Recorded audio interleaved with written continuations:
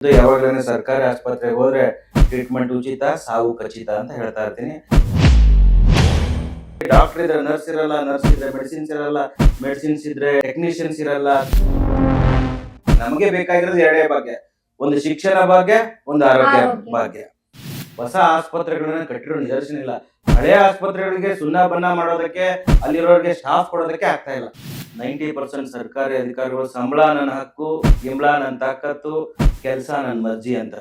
ಈ ನಕಲಿ ಡಾಕ್ಟರ್ ಬಗ್ಗೆ ಇವ್ರು DHO THOಗಳು ಏನ್ ಮಾಡ್ತಾ ಇದ್ದಾರೆ, ನಕಲಿ ಡಾಕ್ಟರ್ ಕಡೆಯಿಂದ ಹಪ್ತಾ ವಸೂಲಿ ಮಾಡ್ತಾರೆ, ರೋಲ್ ಕಾಲ್ ಮಾಡ್ತಾರೆ, ಮಂತ್ಲಿ ಫಿಕ್ಸ್ ಮಾಡ್ಬಿಟ್ಟಿದ್ದಾರೆ. ನಮಸ್ಕಾರ ಎಲ್ರಿಗೂ. ನಮ್ ಜೊತೆಗಿದ್ದಾರೆ ಡಾಕ್ಟರ್ ಸುನಿಲ್ ಕುಮಾರ್ ಹೆಬ್ಬಿ ಅವರು. ಇವರು ಜನರಲ್ ಫಿಸಿಷಿಯನ್ ಅಷ್ಟೇ ಅಲ್ಲ, ಆರೋಗ್ಯ ಇಲಾಖೆಯ ಹೋರಾಟಗಾರರಂತಾನೆ ಹೇಳ್ಬೋದು. ಯಾಕಂದ್ರೆ ಆರೋಗ್ಯದ ಹಕ್ಕುಗಾಗಿ ಹೋರಾಟ ನಡೆಸ್ತಾ ಇರೋರು. ಕಳೆದ 18 ವರ್ಷದಿಂದ ಈ ವೈದ್ಯಕೀಯ ಸೇವೆಯಲ್ಲಿರೋರು. ಸರ್, ವಿಜಯ ಕರ್ನಾಟಕ ವತಿಯಿಂದ ನಿಮ್ಗೆ ಆತ್ಮೀಯ ಸ್ವಾಗತ ಸರ್. ಖಂಡಿತ, ನಮಸ್ಕಾರ. ಎಸ್, ನಮ್ಮ ಇವತ್ತಿನ ಕನ್ಸರ್ನ್ ಅಂದ್ರೆ ಕರ್ನಾಟಕದ ಆರೋಗ್ಯ ಸಂಸ್ಥೆಗಳು ಅಥವಾ ಕರ್ನಾಟಕದ ಸರ್ಕಾರಿ ಆಸ್ಪತ್ರೆಗಳು ಯಾವ ಸ್ಥಿತಿಗತಿಯಲ್ಲಿದೆ, ಇಲ್ಲಿ ನಡೀತಾ ಇರುವಂತಹ ರೋಗಿಗಳಿಗೆ, ಬಡ ರೋಗಿಗಳಿಗೆ, ಮಧ್ಯಮ ವರ್ಗದವರಿಗೆ ಆಗ್ತಾ ಇರುವಂತಹ ವಂಚನೆ ಏನೇನು ಅನ್ನುವಂಥದ್ರ ಬಗ್ಗೆ ವಿವರವಾಗಿ ಇವತ್ತು ಇದ್ರ ಬಗ್ಗೆ ನೇರವಾಗಿ ಹೋಗೋ ಮೂಲಕ ಇದ್ರ ಬಗ್ಗೆ ಸಾಕಷ್ಟು ಸ್ಟಡಿ ಮಾಡಿರುವ ಸುನಿಲ್ ಕುಮಾರ್ ಹೆಬ್ಬಿ ಅವರು ಹೇಳ್ತಾರೆ. ಡಾಕ್ಟರ್, ಹೇಳಿ, ಮೊದಲನೇದಾಗಿ ನಿಮ್ಮ ಫೇಮಸ್ ಮಾತು ಏನಂತೀರಾ ನೀವು, ಇಲ್ಲಿ ಚಿಕಿತ್ಸೆ ಉಚಿತ, ಸಾವು ಖಚಿತ ಅಂತ ಹೇಳಿ, ಯಾಕೆ ಈ ಮಾತನ್ನ ಹೇಳ್ತಿದ್ದೀರಾ ಅಂತ? ಇಲ್ಲ, ನಿಜವಾಗ್ಲೂ ನಾನು ಫಸ್ಟ್ ಹ್ಯಾಂಡ್ ಎಕ್ಸ್ಪೀರಿಯನ್ಸ್ ಅಂದ್ರೆ, ನಾನೇ ಡಾಕ್ಟರ್ ಆಗಿ ನಮ್ಮ ತಂದೆನೋ ಅಥವಾ ನಮ್ಮ ಫ್ಯಾಮಿಲಿ ಮೆಂಬರ್ಸ್ನೋ ಅಥವಾ ನಾನು ಯಾರೋ ಒಂದು ಪೇಷಂಟ್ನ ಹಾಸ್ಪಿಟಲ್ ಕಳಿಸಿದಾಗ ನಾನು ಹೇಳುವಂಥದ್ದು ಯಾವಾಗಲೇ ಸರ್ಕಾರಿ ಆಸ್ಪತ್ರೆಗೆ ಹೋದ್ರೆ ಟ್ರೀಟ್ಮೆಂಟ್ ಉಚಿತ, ಸಾವು ಖಚಿತ ಅಂತ ಹೇಳ್ತಾ ಇರ್ತೀನಿ. ಇದು ತುಂಬಾ ಕಟುವಾದ ಶಬ್ದ ಡಾಕ್ಟ್ರೆ. ಬಹಳ ಜನ ಒಳ್ಳೆ ಡಾಕ್ಟರ್ಸ್ ಇದ್ದಾರೆ, ಈ ಥರದ್ದು ಹೇಳ್ಬೇಡಿ ಅಂತ ಸುಮಾರು ಜನ ನನಗೆ ಹೇಳಿದ್ರು. ಬಟ್ ನಾನು ಹೇಳಿದೆ, ಒಳ್ಳೆ ಡಾಕ್ಟರ್ಸು ಒಳ್ಳೆ ಟ್ರೀಟ್ಮೆಂಟ್ ಕೊಟ್ಟಿರೋರಿಗೆ ನಂದು ಭೇದಾಭಿಪ್ರಾಯ ಏನೂ ಇಲ್ವೇ ಇಲ್ಲ. ಆಸ್ ಎ ಡಾಕ್ಟರ್ ಆಗಿ ನಾನು ಅವ್ರು ಅಪ್ರಿಷಿಯೇಟ್ ಮಾಡ್ತೀನಿ. ಸಾಕಷ್ಟು ಉತ್ತರ ಕರ್ನಾಟಕ ಕಡೆ ಹೋಗ್ಬಿಟ್ರೆ ಇದೇ ಸ್ಥಿತಿ ಇರೋಂಥದ್ದು. ನಿಜವಾಗ್ಲೂ ಅಲ್ಲಿ ಡಾಕ್ಟರ್ ಇದ್ರೆ ನರ್ಸ್ ಇರಲ್ಲ, ನರ್ಸ್ ಇದ್ರೆ ಮೆಡಿಸಿನ್ಸ್ ಇರಲ್ಲ, ಮೆಡಿಸಿನ್ಸ್ ಇದ್ರೆ ಟೆಕ್ನಿಷಿಯನ್ಸ್ ಇರಲ್ಲ ಅಥವಾ ರಿಯೇಜೆಂಟ್ಸ್ ಇರಲ್ಲ. ಆಮೇಲೆ ಡಾಕ್ಟರ್ ಆನ್ ಟೈಮ್ ಬರಲ್ಲ. ಡಾಕ್ಟ್ರು ಅಲ್ಲಿ ಅದೇ ಕಾರ್ಯಸ್ಥಳದಲ್ಲೇ ಇರಬೇಕು. ರೂಲ್ ಇದೆ ಏನಂದ್ರೆ, ಯಾವ್ದಾದ್ರು ಡಾಕ್ಟ್ರು ಅಲ್ಲಿ ಮೆಡಿಕಲ್ ಆಫೀಸರ್ ಆಗಿದ್ದವನು ಯಾವ್ದಾದ್ರು ಡೆಲಿವರಿ ನೈಟಲ್ಲಿ ಬಂದಾಗ ಆ ಆಸ್ಪತ್ರೆ ಪಕ್ಕದಲ್ಲಿ ಕ್ವಾರ್ಟರ್ಸ್ ಅಲ್ಲಿ ಅದೇ ಕಾರ್ಯವ್ಯಾಪ್ತಿಯಲ್ಲಿ ಇರ್ಬೇಕು. ಈಗ ಒಂದು ಯಾವ್ದೋ ಹಳ್ಳಿ ಇರುತ್ತೆ, ಒಂದು ಅಥರ್ಗ ಅಂತ ಒಂದು ಹಳ್ಳಿ ಇದ್ರೆ ಆ ಡಾಕ್ಟರ್ ಏನ್ ಮಾಡ್ತಾನೆ, ತಾಲೂಕು ಪ್ಲೇಸಿಗೂ ಅಥವಾ ಡಿಸ್ಟ್ರಿಕ್ಟ್ ಪ್ಲೇಸಿಗೆ ಹೋಗ್ಬಿಡ್ತಾನೆ. ಅಂದ್ರೆ 4 ಗಂಟೆಗೆ ಹೊರಟೋಗ್ಬಿಡ್ತಾರೆ, 9 ರಿಂದ 4 ಗಂಟೆ. ಇನ್ನು ಉಳಿದ ಟೈಮ್ ಅಲ್ಲಿ ಯಾವ್ದಾದ್ರು ಡೆಲಿವರಿ ಅಥವಾ ನಾಯಿ ಕಚ್ಚಿ ಬಂದಿರೋಂಥದ್ದು ಅಥವಾ ಯಾವ್ದೋ ಆಕ್ಸಿಡೆಂಟ್ ಆದಾಗ ಯಾರು ಡಾಕ್ಟರ್ ಇರೋದಿಲ್ಲ. ಒಂದು ಆಸ್ಪತ್ರೆಯ ಮೊದಲ ಅನಿವಾರ್ಯ ಅಂದ್ರೆ ಅಲ್ಲಿ ವೈದ್ಯರು ಇರ್ಬೇಕು, ಸಿಬ್ಬಂದಿಗಳಿರ್ಬೇಕು. ಅದೇ ಇಲ್ಲ ಅನ್ನುವಂಥದ್ದನ್ನ ಅಡ್ರೆಸ್ ಮಾಡ್ತಿದ್ದೀರಿ. ಸೊ ಈಗ ನೂತನವಾಗಿ ಆರೋಗ್ಯ ಸಚಿವರು ಈಗ ಯುಟಿ ಖಾದರ್ ಅವರಿದ್ದಾರೆ. ಹೇಗೆ ಅವರು ಸ್ಪೀಕರ್ ಆಗಿದ್ದಾಗ ವಿಧಾನಸಭೆಗೆ ಎಲ್ಲರೂ ಸರಿಯಾದ ಸಮಯಕ್ಕೆ ಬರಬೇಕು ಅಧಿವೇಶನಕ್ಕೆ ಅಂತ ಹೇಳಿ ರೂಲ್ಸ್ ಮಾಡಿದ್ರು. ಈಗ ಅವರ ಆರೋಗ್ಯ ಸಚಿವರಾಗಿ ಅವರಿಂದ ಏನೇನ್ ನಾವು ನಿರೀಕ್ಷಿಸಬಹುದು ಅಂದ್ರೆ, ಮೊದಲನೇದಾಗಿ ಸಿಬ್ಬಂದಿಗಳು ಸಿಗ್ತಾರಾ, ಸರಿಯಾದ ಅವರ ಡ್ಯೂಟಿ ಅವರಲ್ಲಿ ಸಿಗ್ತಾರಾ ಅನ್ನುವಂಥದ್ದು ಪ್ರಮುಖ ಒಂದು ಬೇಡಿಕೆ ಸೇರಿದಂತೆ ಏನೇನ್ ನಿರೀಕ್ಷೆ ಇದೆ ಸರ್ ಆರೋಗ್ಯ ಸಚಿವರ ಮೇಲೆ? ಇಲ್ಲ, ಖಂಡಿತವಾಗ್ಲೂ ಅವರು ಎಮಿನೆಂಟ್ ಪೊಲಿಟಿಷಿಯನ್, ಮತ್ತೆ ತುಂಬಾ ನನಗೆ ಅವ್ರ ಬಗ್ಗೆ ಹೆಮ್ಮೆ ಇದೆ, ಗೌರವನೂ ಇದೆ. ಬಿಕಾಸ್ 5 ಟೈಮ್ಸ್ MLA ಅವರು. ಆಮೇಲೆ 2013ರಿಂದ 16ವರೆಗೆ ಆರೋಗ್ಯ ಮಂತ್ರಿಯಾಗಿ ಅವರು ಸಿದ್ದರಾಮಯ್ಯ ಸರ್ಕಾರದಲ್ಲಿ ಆರೋಗ್ಯ ಮಂತ್ರಿಯಾಗಿ ತಮ್ಮ ಪ್ರೊಬೇಷನರಿ ಪೀರಿಯಡ್ ನ ಮುಗಿಸಿ, ಆಮೇಲೆ ಆರೋಗ್ಯ ಸ್ಥಿತಿ ಹೇಗಿದೆ, ಇಲಾಖೆ ಸ್ಥಿತಿ ಹೇಗಿದೆ, ಇಲಾಖೆಯಲ್ಲಿ ಹೇಗಿದ್ದಾರೆ, ಇಲಾಖೆ ಅಧಿಕಾರಿಗಳ ಜೊತೆ ಹೇಗೆ ನಡ್ಕೋಬೇಕು, ಇಲಾಖೆ ಅಧಿಕಾರಿಗಳು ಎಂತಿಂತ ಭ್ರಷ್ಟ್ ಹೆಂಗಿದ್ದಾರೆ, ಕದಿಮ್ರು ಹೆಂಗಿದ್ದಾರೆ, ಯಾರ್ಯಾರನ್ನ ಯಾವ್ಯಾವ ಜಾಗಕ್ಕೆ ಇಡ್ಬೇಕು ಅನ್ನೋದನ್ನ ಅರಿವನ್ನ ಅವ್ರಿಗೆ ತುಂಬಾ ಚೆನ್ನಾಗಿ ಗೊತ್ತಿದೆ. ಈಗ ನೆಕ್ಸ್ಟ್ ಮತ್ತೆ 2ನೇ ಅವಕಾಶ ಸಿಕ್ಕಿರುವಂತದ್ದು ಅವ್ರಿಗೆ. 2ನೇ ಬಾರಿ DK ಶಿವಕುಮಾರ್ ಅವರ ಮಂತ್ರಿಮಂಡಲದಲ್ಲಿ ಆರೋಗ್ಯ ಸಚಿವರಾಗಿದ್ದಾರೆ. ಮೊನ್ನೆ ಜಯನಗರ ಸಿವಿಲ್ ಹಾಸ್ಪಿಟಲ್ಗೆ ರಾತ್ರಿ ಹೋಗಿ ಅಲ್ಲಿ ಇನ್ಸ್ಪೆಕ್ಷನ್ ಮಾಡಿದ್ರು. ಹಾಸನ್ಗೆ ಹೋಗಿ ಅಲ್ಲಿ ರಾತ್ರಿ 11 ಗಂಟೆಯಿಂದ 3 ಗಂಟೆವರೆಗೆ ಮಾಡಿದ್ರು. ತುಂಬಾ ಆಕ್ಟಿವ್ ಆಗಿ ಕೆಲಸ ಮಾಡ್ತಾ ಇದ್ದಾರೆ. ಮತ್ತೆ ಖುಷಿ ಆಗುತ್ತೆ, ಹೋಗ್ತಾರೆ, ವಿಸಿಟ್ ಮಾಡ್ತಾರೆ, ಅಲ್ಲಿರೋರಿಗೆ ಅಡ್ರೆಸ್ ಮಾಡ್ತಾರೆ. ಎಂಡ್ ಆಫ್ ದಿ ಡೇ ಅವರು ವ್ಯಕ್ತಿಗತವಾಗಿ ಅವರು ತುಂಬಾ ಒಳ್ಳೆ ಆರೋಗ್ಯ ಸಚಿವರು. ಬಟ್ ಅವ್ರಿಗೆ ಫಂಡ್ಸ್ ಇದೆಯಾ? ಈಗ ಯಾಕಂದ್ರೆ ನಿಮ್ಗೆಲ್ರಿಗೂ ಗೊತ್ತಿದೆ, ಈ ಕುಕ್ಕರ್ ಭಾಗ್ಯ, ಲಿಕ್ಕರ್ ಭಾಗ್ಯ, ನಿಕ್ಕರ್ ಭಾಗ್ಯ ಕೊಟ್ಟಿದ್ದಾರೆ ಜನರಿಗೆ. ಯಾಕಂದ್ರೆ ಈ ಶಾದಿ ಭಾಗ್ಯ, ಈ ತರದ ಭಾಗ್ಯಗಳನ್ನ ಅಥವಾ ಬಸ್ ಫ್ರೀ ಈ ತರದನ್ನ ಕೊಟ್ಟಿದ್ದಾರೆ. ನಾ ಅದ್ರ ಬಗ್ಗೆ ವಿರೋಧಿ ಅಲ್ಲ. ನಮಗೆ ಬೇಕಾಗಿರೋದು ಎರಡೇ ಭಾಗ್ಯ, ಒಂದು ಶಿಕ್ಷಣ ಭಾಗ್ಯ, ಒಂದು ಆರೋಗ್ಯ ಭಾಗ್ಯ. ಆದ್ರೆ ದುರಾದೃಷ್ಟ ಇವೆಲ್ಲ ಫ್ರೀ ಬೀಸ್ ಅನ್ನ ಕೊಟ್ಟಿದ್ದಾರೆ. ಫ್ರೀ ಬೀಸ್ ವಿರೋಧಿ ಅಲ್ಲ ನಾನು, ಆದ್ರೆ ಫ್ರೀ ಬೀಸ್ ಗಿಂತ ಮೊದಲು ಇವೆ ಆಗ್ಬೇಕಾಗಿತ್ತು. ಇವತ್ತು ದೇಶ ಡೆವಲಪಿಂಗ್ ಕಂಟ್ರಿ ಅಂತ ಹೇಳೋಕ್ಕಿಂತ ಮುಂಚೆ ಒಬ್ಬ ವ್ಯಕ್ತಿ ಯಾರಾದ್ರೂ ದುಡಿತಾ ಇದ್ರೆ, ಅವ್ನಿಗೆ 50,000 ಸಂಬಳ ಬರ್ತಾ ಇದ್ರೆ ಅವ್ರ ತಂದೆ ತಾಯಿ ಆರೋಗ್ಯ, ಅವ್ರ ಮಕ್ಕಳ ಶಿಕ್ಷಣಕ್ಕಾಗಿನೇ ದುಡಿತಾ ಇದ್ದಾರೆ. ನಾವ್ ಯಾವ್ದಾದ್ರು ನಮ್ಮ ಮಕ್ಕಳನ್ನ ಸರ್ಕಾರಿ ಶಾಲೆಗಳಿಗೆ ಕಳಿಸ್ತೀವ? ಇಲ್ಲ. ಸರ್ಕಾರಿ ಆಸ್ಪತ್ರೆಗೆ ಕಳಿಸ್ತೀವ? ಇಲ್ಲ. ಮತ್ತೆ ಸರ್ಕಾರಕ್ಕೆ ನಾವು direct tax and indirect tax ಒಂದೊಂದ್ ಜಿಲ್ಲೆಲಿ 50 ಶಾಲೆಗಳು ಮುಚ್ತಾ ಇದಾವೆ. ಮುಚ್ತಾ ಇದ್ದಾವೆ. ಅಂದ್ರೆ ಇದೇ ಸ್ಥಿತಿ ಆರೋಗ್ಯ ಸಂಸ್ಥೆಗೂ ಹಾಗಾದ್ರೆ ಎದುರಾಗುತ್ತಾ ಅಂತ ಹೇಳಿ. ಖಂಡಿತವಾಗ್ಲೂ ಸಾಕಷ್ಟು PHCಗಳಲ್ಲಿ ಡಾಕ್ಟರ್ಸ್ಗಳಿಲ್ಲ. ಹ್ಮ್. ಡಾಕ್ಟರ್ಸ್ಗಳ ಶಾರ್ಟೇಜ್ ಇದೆ. ನಾನು ಬಹಳಷ್ಟು ಜನ ಈ taluka health officer, medical officers ಮತ್ತೆ ಜಿಲ್ಲಾ ಆರೋಗ್ಯಾಧಿಕಾರಿಗಳಿಗೆ ಸುಮಾರು ಒಂದು 4-5 ಜನಕ್ಕೆ ಒಂದು 3 ಗಂಟೆ ನಾನು ಫೋನಲ್ಲಿ ಮಾತಾಡಿದೆ. ನಿಜವಾಗ್ಲೂ ಡಾಕ್ಟರ್ ಶಾರ್ಟೇಜ್ ಇದೆಯಾ? ಡಾಕ್ಟರ್ಸ್ ಇದಾರಾ? ಇಲ್ವಾ? ಅಂತ ಕೇಳಿದಾಗ ಡಾಕ್ಟರ್ಸ್ ವೇಕೆನ್ಸಿ ಲಿಸ್ಟ್ ಎಷ್ಟಿದೆ? ನಂಬರ್ ಆಫ್ ವೇಕೆನ್ಸಿ ಎಷ್ಟಿದೆ ಡಾಕ್ಟರ್ಗೆ ಅಂತ ಕೇಳಿದಾಗ ಅವರು ಅರ್ಜೆಂಟ್ ಲಿಸ್ಟು, ಎಮರ್ಜೆನ್ಸಿ ಲಿಸ್ಟ್ ಈ ತರದನ್ನ ಮಾಡ್ತಾ ಇದ್ದಾರೆ. ನಿಜವಾಗ್ಲೂ ಲಿಸ್ಟು ಎಷ್ಟು ವೇಕೆಂಟ್ ಇದೆ ಅನ್ನೋದನ್ನೇ ರಿಲೀಸ್ ಮಾಡ್ತಾ ಇಲ್ಲ. ನಿಜವಾಗ್ಲೂ ಎಷ್ಟು ವೇಕೆನ್ಸಿ ಇದೆ, ಎಷ್ಟು ತುಂಬಕ್ಕಾಗಿದೆ. ಮತ್ತೆ ಆರೋಗ್ಯ ಸಚಿವರು ಹೇಳಿರುವಂತದ್ದು ಒಂದ್ ಮಾತು ಹೇಳಿದ್ದಾರೆ. ಅವರು ಯಾರಾದ್ರೂ ಡಾಕ್ಟ್ರು MBBS ಡಾಕ್ಟ್ರು ಬಂದ್ರೆ ನಾವು ಇಮಿಡಿಯೇಟ್ ಆಗಿ ಜಾಯಿನ್ ಮಾಡ್ಕೋತೀವಿ, ಅವ್ರಿಗೆ ಸಂಬಳ 80,000ದಿಂದ 1,00,000ದವರೆಗೆ ಸಂಬಳ ಕೊಡ್ತೀವಿ, ಬನ್ನಿ ಅಂತ ಕರೀತಾ ಇದ್ದಾರೆ. ನಿಜವಾಗ್ಲೂ ಅದು ಒಂದು ಒಳ್ಳೆ ವಿಚಾರ. ಬಟ್ ಡಾಕ್ಟರ್ಸ್ ಬರ್ತಾ ಇಲ್ಲ. ಕಾರಣ ಏನಕ್ಕೆ ಅಂದ್ರೆ ಎಲ್ಲ ಡಾಕ್ಟರ್ಗಿನೂ ಸಿಟಿಯಲ್ಲಿ ಇರಬೇಕು, ತಾಲೂಕಾ ಪ್ಲೇಸ್ ಅಲ್ಲಿ ಇರಬೇಕು ಅನ್ನೋಂಥದ್ದಿದೆ. ಹೋಬಳಿ ಮಟ್ಟ, ರೂರಲ್ ಮಟ್ಟಕ್ಕೆ ಡಾಕ್ಟರ್ಸ್ ಹೋಗೋದಕ್ಕೆ ರೆಡಿ ಇಲ್ಲ. ಸರ್ಕಾರ ಇಚ್ಛಿದ್ರು ಒಳ್ಳೆ ಸಂಬಳ ಕೊಟ್ಟರು ಅವ್ರು ಹೋಗೋದಕ್ಕೆ ರೆಡಿ ಇಲ್ಲ. ಬಿಕಾಸ್ ಪ್ರೈವೇಟ್ ಹಾಸ್ಪಿಟಲ್ ಅಲ್ಲಿ ಡಾಕ್ಟರ್ಸ್ ಗಳಿಗೆ ಇವಾಗ MBBS ಡಾಕ್ಟರ್ ಆಗಿರ್ಲಿ ಅಥವಾ BMS BHMS ಬೇರೆ ಡಾಕ್ಟರ್ಸ್ ಆಗ್ಲಿ ಸಂಬಳ ಕನಿಷ್ಠ 80,000ದಿಂದ 1,00,000ದವರೆಗೆ ಪ್ರೈವೇಟ್ ಅಲ್ಲೇ ಸಿಗುತ್ತೆ. ಗೋರ್ಮೆಂಟ್ ಅಲ್ಲಿ ಯಾರು ಹೋಗ್ತಾರೆ ರೂರಲ್ಗೆ? ಅಂದ್ರೆ ಈಗ ಬೆಂಗಳೂರು ಬಿಟ್ಟು ಎಲ್ಲೋ ಒಂದು 70 ಕಿಲೋಮೀಟರ್, 80 ಕಿಲೋಮೀಟರ್, 100 ಕಿಲೋಮೀಟರ್ ಹೋಗೋದಕ್ಕೆ ಹೋಗಲ್ಲ. ಕಾರಣ ಅವ್ರ ಮಕ್ಕಳ ವಿದ್ಯಾಭ್ಯಾಸಕ್ಕೆ ಅಥವಾ ಅವ್ರಿಗೆ ಇರೋದಕ್ಕೆ ಕ್ವಾರ್ಟರ್ಸ್, ಹೀಗೆಲ್ಲ ಕಾರಣಗಳಿಂದ ಬರ್ತಾ ಇಲ್ಲ. ಆದ್ರೆ ಏನಂದ್ರೆ ಒಂದು ಸ್ಟಿಂಜೆಂಟ್ ಆಗಿ ಆಕ್ಷನ್ ಮಾಡ್ಬೇಕು, ಮ್ಯಾಂಡೇಟರಿ ಆಗಿ ಮಾಡ್ಲೇಬೇಕು ರೂರಲ್ ಸರ್ವಿಸಸ್ ನ. ಈಗ ಯಾರು MBBS ಮಾಡಿ ಬಂದಿರ್ತಾರೆ ಅವ್ರು ರೂರಲ್ ಸರ್ವಿಸ್ ಕಂಪಲ್ಸರಿ ಮಾಡ್ಬೇಕು. PG ಮಾಡೋರು ಕಂಪಲ್ಸರಿ ಅವ್ರು ರೂರಲ್ ಅಲ್ಲಿ ಮಾಡ್ಬೇಕಂತ ಒಂದು ಕಾನೂನು ಮಾಡ್ಬೇಕಾಗಿರುವಂತದ್ದು ಈಗಾಗ್ಲೇ ಇದೆ, ಅದು ಕೂಡ ಇದೆ. ಬಟ್ ಅದಕ್ಕೇನೋ ದಂಡ ಹಾಕಿದೀವಿ 15 ಲಕ್ಷ ರೂಪಾಯಿ ಅಂತ ಹೇಳ್ತಾ ಇದಾರೆ. ಬಟ್ ಏನಾಗುತ್ತೆ, ಅದನ್ನ ವೈಲೇಟ್ ಮಾಡ್ತಾ ಇದ್ದಾರೆ. ವೈಲೇಟ್ ಮಾಡಿ ದಂಡ ಆಗ್ತಾ ಇದೆ, ದಂಡ ಕಲೆಕ್ಷನ್ ಆಗ್ತಾ ಇದೆ, ಹೊರತಾಗಿ ಪನಿಷ್ಮೆಂಟ್ ಆಗ್ತಾ ಇಲ್ಲಲ್ಲ. ಸೊ ಮೊದಲನೇ ಸ್ಥಾನದಲ್ಲಿ ಇರುವಂತದ್ದು ವೈದ್ಯರು ಹಾಗೆ ಸಿಬ್ಬಂದಿಗಳ ಕೊರತೆ. ಮತ್ತೆ ಪ್ರಮುಖವಾಗಿ ಏನ್ ಕಾಡ್ತಾ ಇದೆ ಸರ್ ಸರ್ಕಾರಿ ಆಸ್ಪತ್ರೆಗಳನ್ನ? ಈಗ ನಾನು ಕಿದ್ವಾಯಿ ಕ್ಯಾನ್ಸರ್ ಹಾಸ್ಪಿಟ್ಲು ಅದು ಬಂದ್ಬಿಟ್ಟು ಮೆಡಿಕಲ್ ಎಜುಕೇಶನ್ ಶರಣ್ ಪ್ರಕಾಶ್ ಪಾಟೀಲ್ ಅವರ ಅಂಡರ್ ಅಲ್ಲಿ ಬರುತ್ತೆ ಅದೊಂದು. ಈಗ ಆಲ್ಮೋಸ್ಟ್ ಹೇಗಿದೆ ಅಂದ್ರೆ 2 ಇದೆ ಡಿಪಾರ್ಟ್ಮೆಂಟ್ ನಮ್ಮಲ್ಲಿ. ಹೆಲ್ತ್ ಅಂಡ್ ಫ್ಯಾಮಿಲಿ ವೆಲ್ಫೇರ್ ಅಂದ್ರೆ ಹೆಲ್ತ್ ಡಿಪಾರ್ಟ್ಮೆಂಟ್ ಮಿನಿಸ್ಟ್ರು, ಆರೋಗ್ಯ ಸಚಿವರು UT ಖಾದರ್, ವೈದ್ಯಕೀಯ ಶಿಕ್ಷಣ ಸಚಿವರು ಶರಣ್ ಪ್ರಕಾಶ್ ಪಾಟೀಲ್. ವೈದ್ಯಕೀಯ ಶಿಕ್ಷಣ ಸಚಿವರು ಅಂದ್ರೆ ಅವರಿಗೆ ಮೆಡಿಕಲ್ ಕಾಲೇಜ್ಗಳು, ಮೆಡಿಕಲ್ ಕಾಲೇಜ್ ಹಾಸ್ಪಿಟಲ್ಗಳು, ಕೆಲವು ಡಿಸ್ಟ್ರಿಕ್ಟ್ ಹಾಸ್ಪಿಟಲ್ ಅದರಲ್ಲಿ ಬರುತ್ತೆ. 2 ಡಿಪಾರ್ಟ್ಮೆಂಟ್ ಇದೆ ಇದರಲ್ಲಿ. ಈಗ ಕಿದ್ವಾಯಿ ಬಂದ್ಬಿಟ್ಟು ವೈದ್ಯಕೀಯ ಸಚಿವ ಶರಣ್ ಪ್ರಕಾಶ್ ಪಾಟೀಲ್ ಅವರ ಅಂಡರ್ ಬರುತ್ತೆ. ಈ KC ಜನರಲ್ ಆಗ್ಲಿ, ಕಿದ್ವಾಯಿ ಆಗ್ಲಿ, ವಾಣಿ ವಿಲಾಸ್ ಆಗ್ಲಿ, ವಿಕ್ಟೋರಿಯಾ ಆಗಿರ್ಲಿ, ಇವೆಲ್ಲನೂ ಕಮ್ಸ್ ಅಂಡರ್ ಯಾರು ಶರಣ್ ಪ್ರಕಾಶ್ ಪಾಟೀಲ್ ಅವರನ್ನ ಅಂಡರ್ ಬರುತ್ತೆ. ನಾನು ಕಿದ್ವಾಯಿಗೆ ಹೋದಾಗ ನಮ್ದೇ ರಿಲೇಟಿವ್ಸ್ ಒಬ್ಬರನ್ನ ಕರ್ಕೊಂಡು ಹೋದಾಗ ಅಲ್ಲಿರಂತ ನೋಡಿದಾಗ ಸಿಕ್ಕಾಪಟ್ಟೆ ಪೇಷಂಟ್ಸ್, OPD ಬೇಸಸ್ ಸುಮಾರು 500 ಜನ 600 ಜನ ಇರ್ತಾರೆ.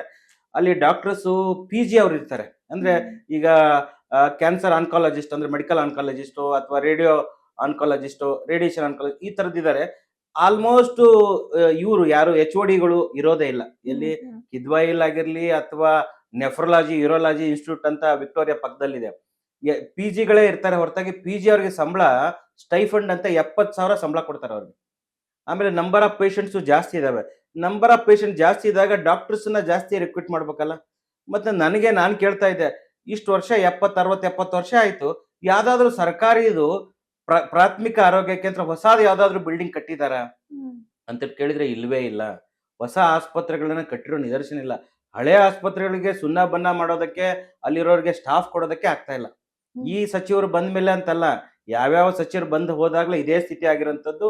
ಯಾಕಂದ್ರೆ ನಮ್ಮ ದೇಶದಲ್ಲಿ ಈ ನಿಮ್ಗೆ ಗೊತ್ತಿದೆ, ಶಿಕ್ಷಣ ಹಕ್ಕು ಇದೆ, right to information, right to education ಶಿಕ್ಷಣ ಹಕ್ಕು, right to education, right to information ಮಾಹಿತಿ ಹಕ್ಕು. ಅದೇ ರೀತಿ ಆರೋಗ್ಯ ಹಕ್ಕು ಅನ್ನೋದಿಲ್ಲ. ಆರೋಗ್ಯ ಹಕ್ಕು ಅನ್ನೋದು ಮಾನವನ ಮೂಲಭೂತ ಹಕ್ಕು. ಯಾಕೆ ಬೇಕು ಸರ್ ಆರೋಗ್ಯ ಹಕ್ಕು ಅನ್ನೋಂಥದ್ದು ಬಂದ್ರೆ ಏನಾಗುತ್ತೆ ಸರ್? ಏನ್ ಬದಲಾವಣೆಗಳನ್ನ ನಿರೀಕ್ಷಿಸಬಹುದು?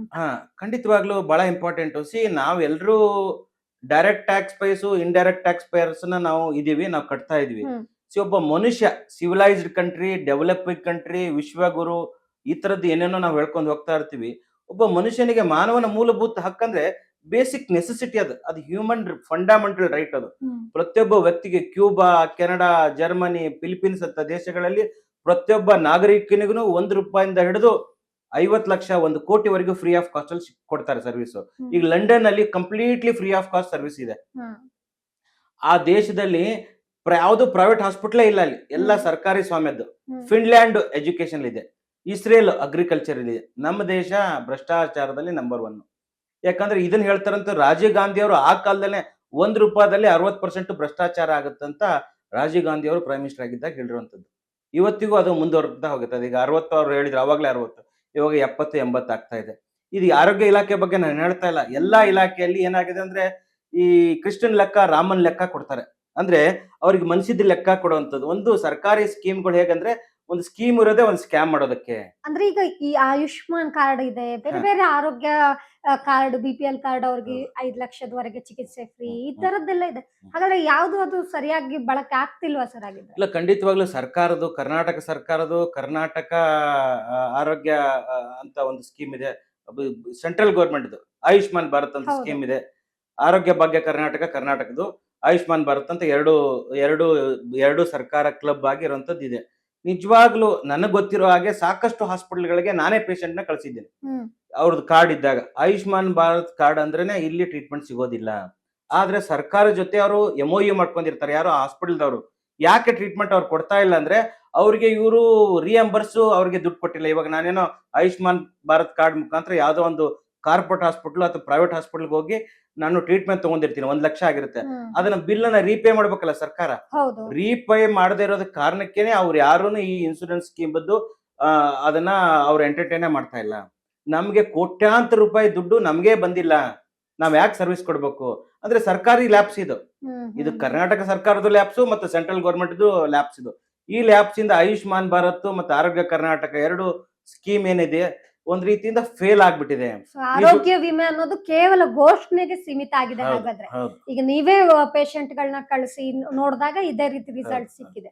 ಸೊ ಸುನೀಲ್ ಕುಮಾರ್ ಹೆಬ್ಬಿ ಅವರು ಡಾಕ್ಟರ್ ಕೇವಲ ಈ ಸಮಸ್ಯೆಗಳ ಬಗ್ಗೆ ಮಾತಾಡ್ತಿದ್ದಾರೆ ಅಂದ್ರೆ ಅವರು ಕೂಡ ಒಂದು ವ್ಯಾನ್ ಮೂಲಕ ಆಂಬ್ಯುಲೆನ್ಸ್ ಇಟ್ಕೊಂಡು ಅದನ್ನ ಡಾಕ್ಟರ್ ಆನ್ ವೀಲ್ಸ್ ಅಂತ ಹೇಳಿ ನಡೆಸ್ಕೊಂಡು ಬರ್ತಾ ಇದ್ದಾರೆ.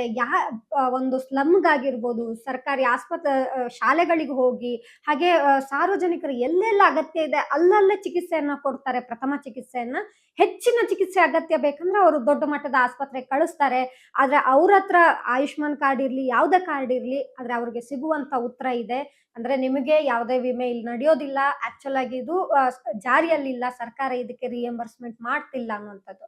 ಸೊ ಇದು ಕೂಡ ಒಂದು ಘೋಷಣೆಗೆ ಸೀಮಿತವಾಗಿರುವಂತಹ ಯೋಜನೆ. ಹಾಗೆ ಇದರ ಹೆಸರಲ್ಲೂ ಸಾಕಷ್ಟು ಬೇರೆ ಬೇರೆ ರೀತಿಯ ದಂಧೆಗಳು ನಡೀತಾ ಇರುವಂತದ್ದು. ಇದು 2ನೇ ಪ್ರಮುಖ ಸಮಸ್ಯೆ ಸರ್. ಹೌದು, ಸರ್ಕಾರ ಹೇಳ್ತಾ ಇರುತ್ತೆ ಎಲ್ಲರಿಗೂ ಆರೋಗ್ಯ, ಎಲ್ಲರಿಗೂ ಆರೋಗ್ಯ, health for all for health ಅಂತ. ಈ ತರ ಘೋಷಣೆಗಳನ್ನ ಸುಮಾರು ದಶಕಗಳಿಂದನೇ ಘೋಷಣೆಗಳನ್ನ ಮಾಡ್ಕೊಂಡ್ ಬರ್ತಾ ಇದ್ದಾರೆ.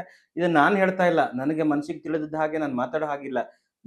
ಬೇರೆ ಬೇರೆ ನ್ಯೂಸ್ ಮೀಡಿಯಾಗಳು ಸ್ಟಿಂಗ್ ಮಾಡಿ ಪೇಷಂಟ್ ನ ಕಳಿಸಿ ಈ ಆಸ್ಪತ್ರೆಯಲ್ಲಿ ಆಯುಷ್ಮಾನ್ ಭಾರತ್ ಕಾರ್ಡ್ ನಡೆಯುತ್ತಾ ಅಂತ ಸ್ಟಿಂಗ್ ಮಾಡಿ ಸಾಕಷ್ಟು ಆಸ್ಪತ್ರೆಗಳದ್ದು ಸ್ಟಿಂಗ್ ಮಾಡಿದಾಗ ಗೊತ್ತಾಗಿರೋದು ಒಂದೇ ಒಂದು ಹಾಸ್ಪಿಟ್ಲು ಆಯುಷ್ಮಾನ್ ಭಾರತ್ ಆರೋಗ್ಯ ಕರ್ನಾಟಕದ್ದು ನಾವು ಟ್ರೀಟ್ಮೆಂಟ್ ಕೊಡ್ತೀವಿ ಅಂತ ಹೇಳಿದ್ದಿಲ್ವೇ ಇಲ್ಲ. ಸುಮಾರು ಈ ತರ ಸ್ಟಿಂಗ್ಸ್ ಅನ್ನ ಮಾಡಿದೆ. ಈ ತರದ್ದು ಮಾಡಿದಾಗ ನಿಜವಾಗ್ಲೂ ಅದ್ರದ್ದು ಎಕ್ಸ್ಪೋಸ್ ಆಗ್ಬಿಡುತ್ತೆ.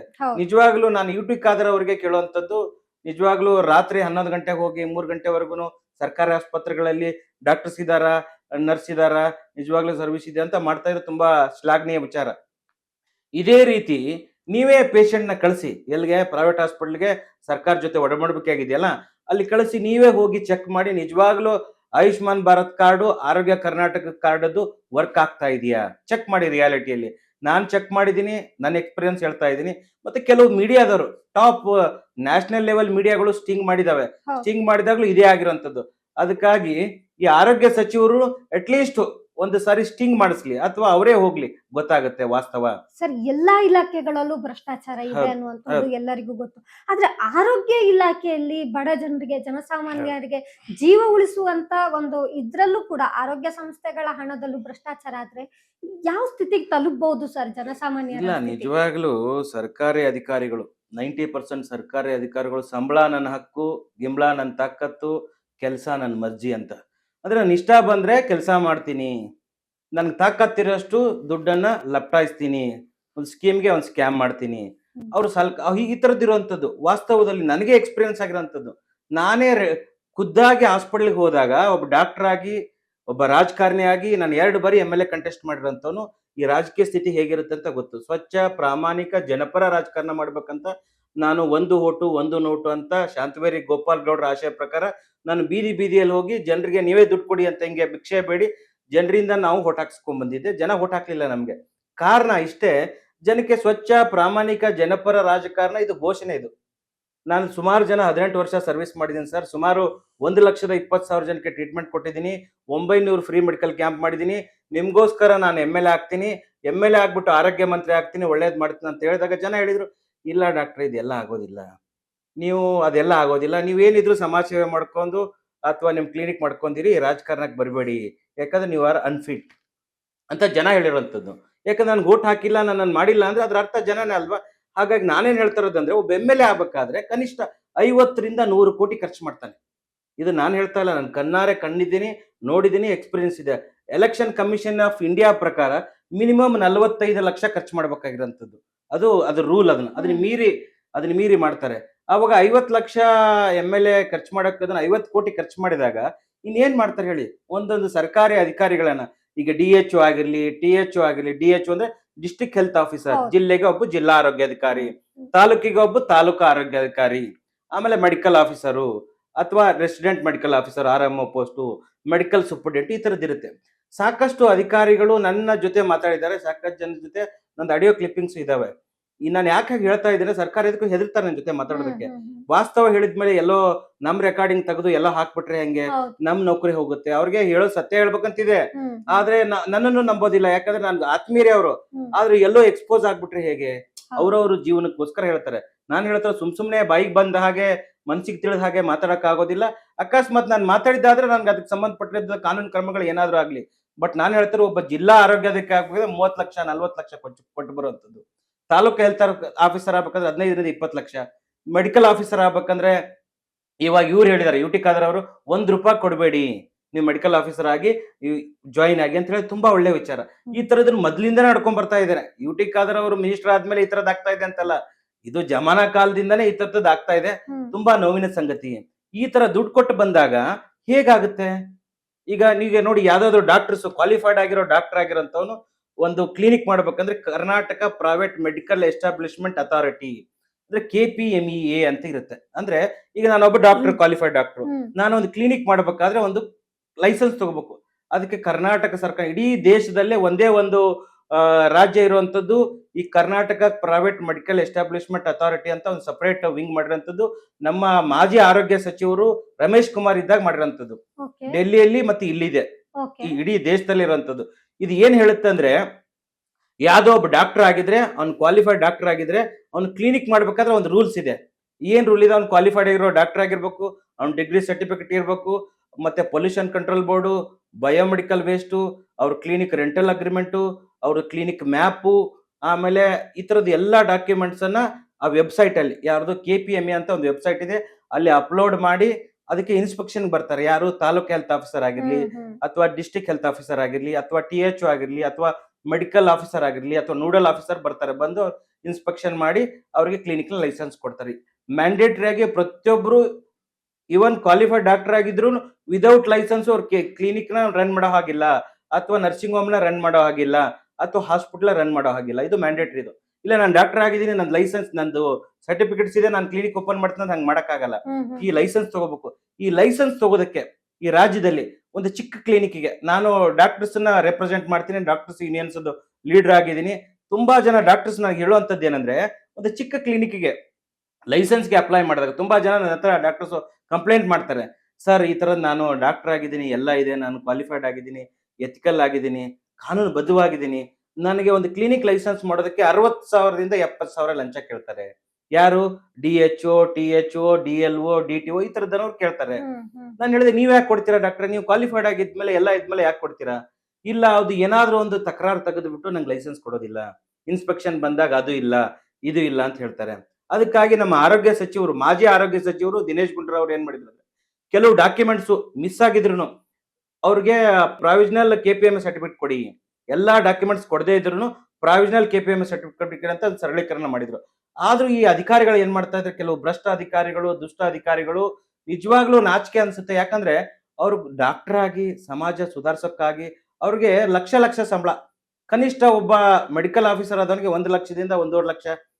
ಇನ್ನು ಸೀನಿಯಾರಿಟಿ 10 ವರ್ಷ, 15 ವರ್ಷ, 20 ವರ್ಷ ಸರ್ವಿಸ್ ಮಾಡಿದವರಿಗೆ ಸಂಬಳ 2,50,000 ಲಕ್ಷ ಸಂಬಳ ಇದೆ. ಮತ್ತೆ ಗ್ರೀನ್ ಇಂಕ್ ಪೆನ್ ಸೈನ್ ಮಾಡುವಂತ ಅಧಿಕಾರ ಇದೆ.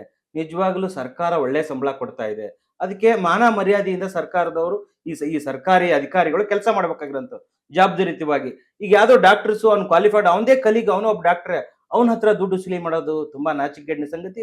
ಈ ತರ ವಿಚಾರ ಆದಾಗ ನಾನೇ ಲೋಕಾಯುಕ್ತ ಟ್ರ್ಯಾಪ್ ಮಾಡಿಸಿ ಒಬ್ಬರನ್ನ ಟ್ರ್ಯಾಪ್ ಮಾಡಿಸಿದೆ ಈ ತರ ವಿಚಾರಕ್ಕೆ. ಆಮೇಲೆ ಕಂಪ್ಲೇಂಟ್ಸ್ ಬಹಳಷ್ಟು ಜನ ನನಗೆ ಈ ಡಿ.ಎಚ್.ಒ.ಗಳು ಮಾತಾಡಿರೋದು ಆಡಿಯೋಗಳನ್ನ ಕಳಿಸ್ತಾರೆ. ಸರ್ ಲಂಚ ಕೇಳಿದ್ದಾರೆ. ನಾನು ಹೇಳ್ತಾ ಇರೋದು ಒಬ್ಬ ಡಾಕ್ಟರ್ ಆಗಿ ಹೇಳ್ತಾ ಇರೋದು, ರಿಕ್ವೆಸ್ಟ್ ಮಾಡ್ತಾ ಇರೋದು ನಿಮ್ಗೆ ಹಂಬ್ಲಿ ಆಗಿ. ಸರ್ ಒಟ್ನಲ್ಲಿ ಲಂಚ ಲಂಚ ಲಂಚ ಒಂದು ಪೋಸ್ಟಿಂಗ್ ಇಂದ ಹಿಡಿದು ಎಲ್ಲಾದ್ರಲ್ಲೂ ಲಂಚ ಆಗುತ್ತೆ. ಅದೇ ರೀತಿ ನಾವು ಪ್ರಾಥಮಿಕ ಆರೋಗ್ಯ ಕೇಂದ್ರಗಳು ಬೆಂಗಳೂರಲ್ಲಾಗಿರ್ಬೋದು, ಹೊರಗ ಹಳ್ಳಿಗಳಲ್ಲಾಗಿರ್ಬೋದು, ಆದ್ರೆ ಇಷ್ಟು ಒಳ್ಳೆಯ ಆರೋಗ್ಯ ಆಸ್ಪತ್ರೆ ಜಾಲ ಇದ್ದು, ವ್ಯವಸ್ಥೆ ಜಾಲ ಇದ್ದು, ಪ್ರೈವೇಟ್ ಆಸ್ಪತ್ರೆಗಳು ಇಷ್ಟೊಂದು ಹೆಚ್ಚುತ್ತಾ ಇದೆ. ಅದಕ್ಕೆ ಕಾರಣ ಏನು? ಜನ ಯಾಕೆ ಪ್ರಾಥಮಿಕ ಆರೋಗ್ಯ ಕೇಂದ್ರಗಳಿಗೆ ಹೋಗ್ತಾ ಇಲ್ಲ ಅಂತ? ಈಗ ನಿಮ್ಗೆ ಗೊತ್ತಿರೋ ಹಾಗೆ ಒಂದು ಪ್ರಾಥಮಿಕ ಆರೋಗ್ಯ ಕೇಂದ್ರ PHC ಅಂದ್ರೆ ಒಂದು ಹೋಬಳಿ ಮಟ್ಟದಲ್ಲಿ ಇರ್ತವೆ. ಒಂದು PHC ಅಂದ್ರೆ ಒಬ್ಬ ಡಾಕ್ಟರ್ ಇರ್ತಾನೆ, ಒಬ್ಬ ನರ್ಸು, ಟೆಕ್ನಿಷಿಯನ್ನು, ಫಾರ್ಮಸಿಸ್ಟು, ಒಂದು ಅಟೆಂಡರು, ಈ ತರದ ಸುಮಾರು ಒಂದು 10 ಜನರಿಂದ 12 ಜನ ಎಂಪ್ಲಾಯೀಸ್ ಇರ್ತಾರೆ. ಹೌದು. ಒಂದು PHCಗೆ ಕನಿಷ್ಠ ಅಂದ್ರೆ ಸರ್ಕಾರದಿಂದ 8ರಿಂದ 10 ಲಕ್ಷ ರೂಪಾಯಿ ಖರ್ಚಾಗುತ್ತೆ. ಯಾರಿಗೆ? ಆ ಸಂಬಳಕ್ಕೆ ಪ್ರತಿ ತಿಂಗಳಿಗೆ. ಪ್ರತಿ ತಿಂಗಳಿಗೆ ಓ. 12 ಲಕ್ಷದಿಂದ 10ರಿಂದ 12 ಲಕ್ಷ ರೂಪಾಯಿ ಖರ್ಚಾಗುತ್ತೆ. ನಿಜವಾಗ್ಲೂ ಉತ್ತರ ಕರ್ನಾಟಕ ಸೈಡ್ ಅಂದ್ರೆ ಬಿಜಾಪುರ, ಬಾಗಲಕೋಟು, ರಾಯಚೂರು ಈ ತರ ಜಿಲ್ಲೆಗಳಲ್ಲಿ ಒಂದು PHCಗೆ ನಂಬರ್ ಆಫ್ ಪೇಷಂಟ್ಸ್ ಎಷ್ಟು ಬರ್ತಾರೋ 15ರಿಂದ 20 ಪೇಷಂಟ್ ಬರ್ತಾರೆ. ಇದು ನಾನು ಹೇಳ್ತಾ ಇಲ್ಲ, ಸರ್ಕಾರಿ ಮೆಡಿಕಲ್ ಆಫೀಸರು ನನ್ನ ಜೊತೆ ಫೋನಲ್ಲಿ ಮಾತಾಡಿದ್ದಾರೆ.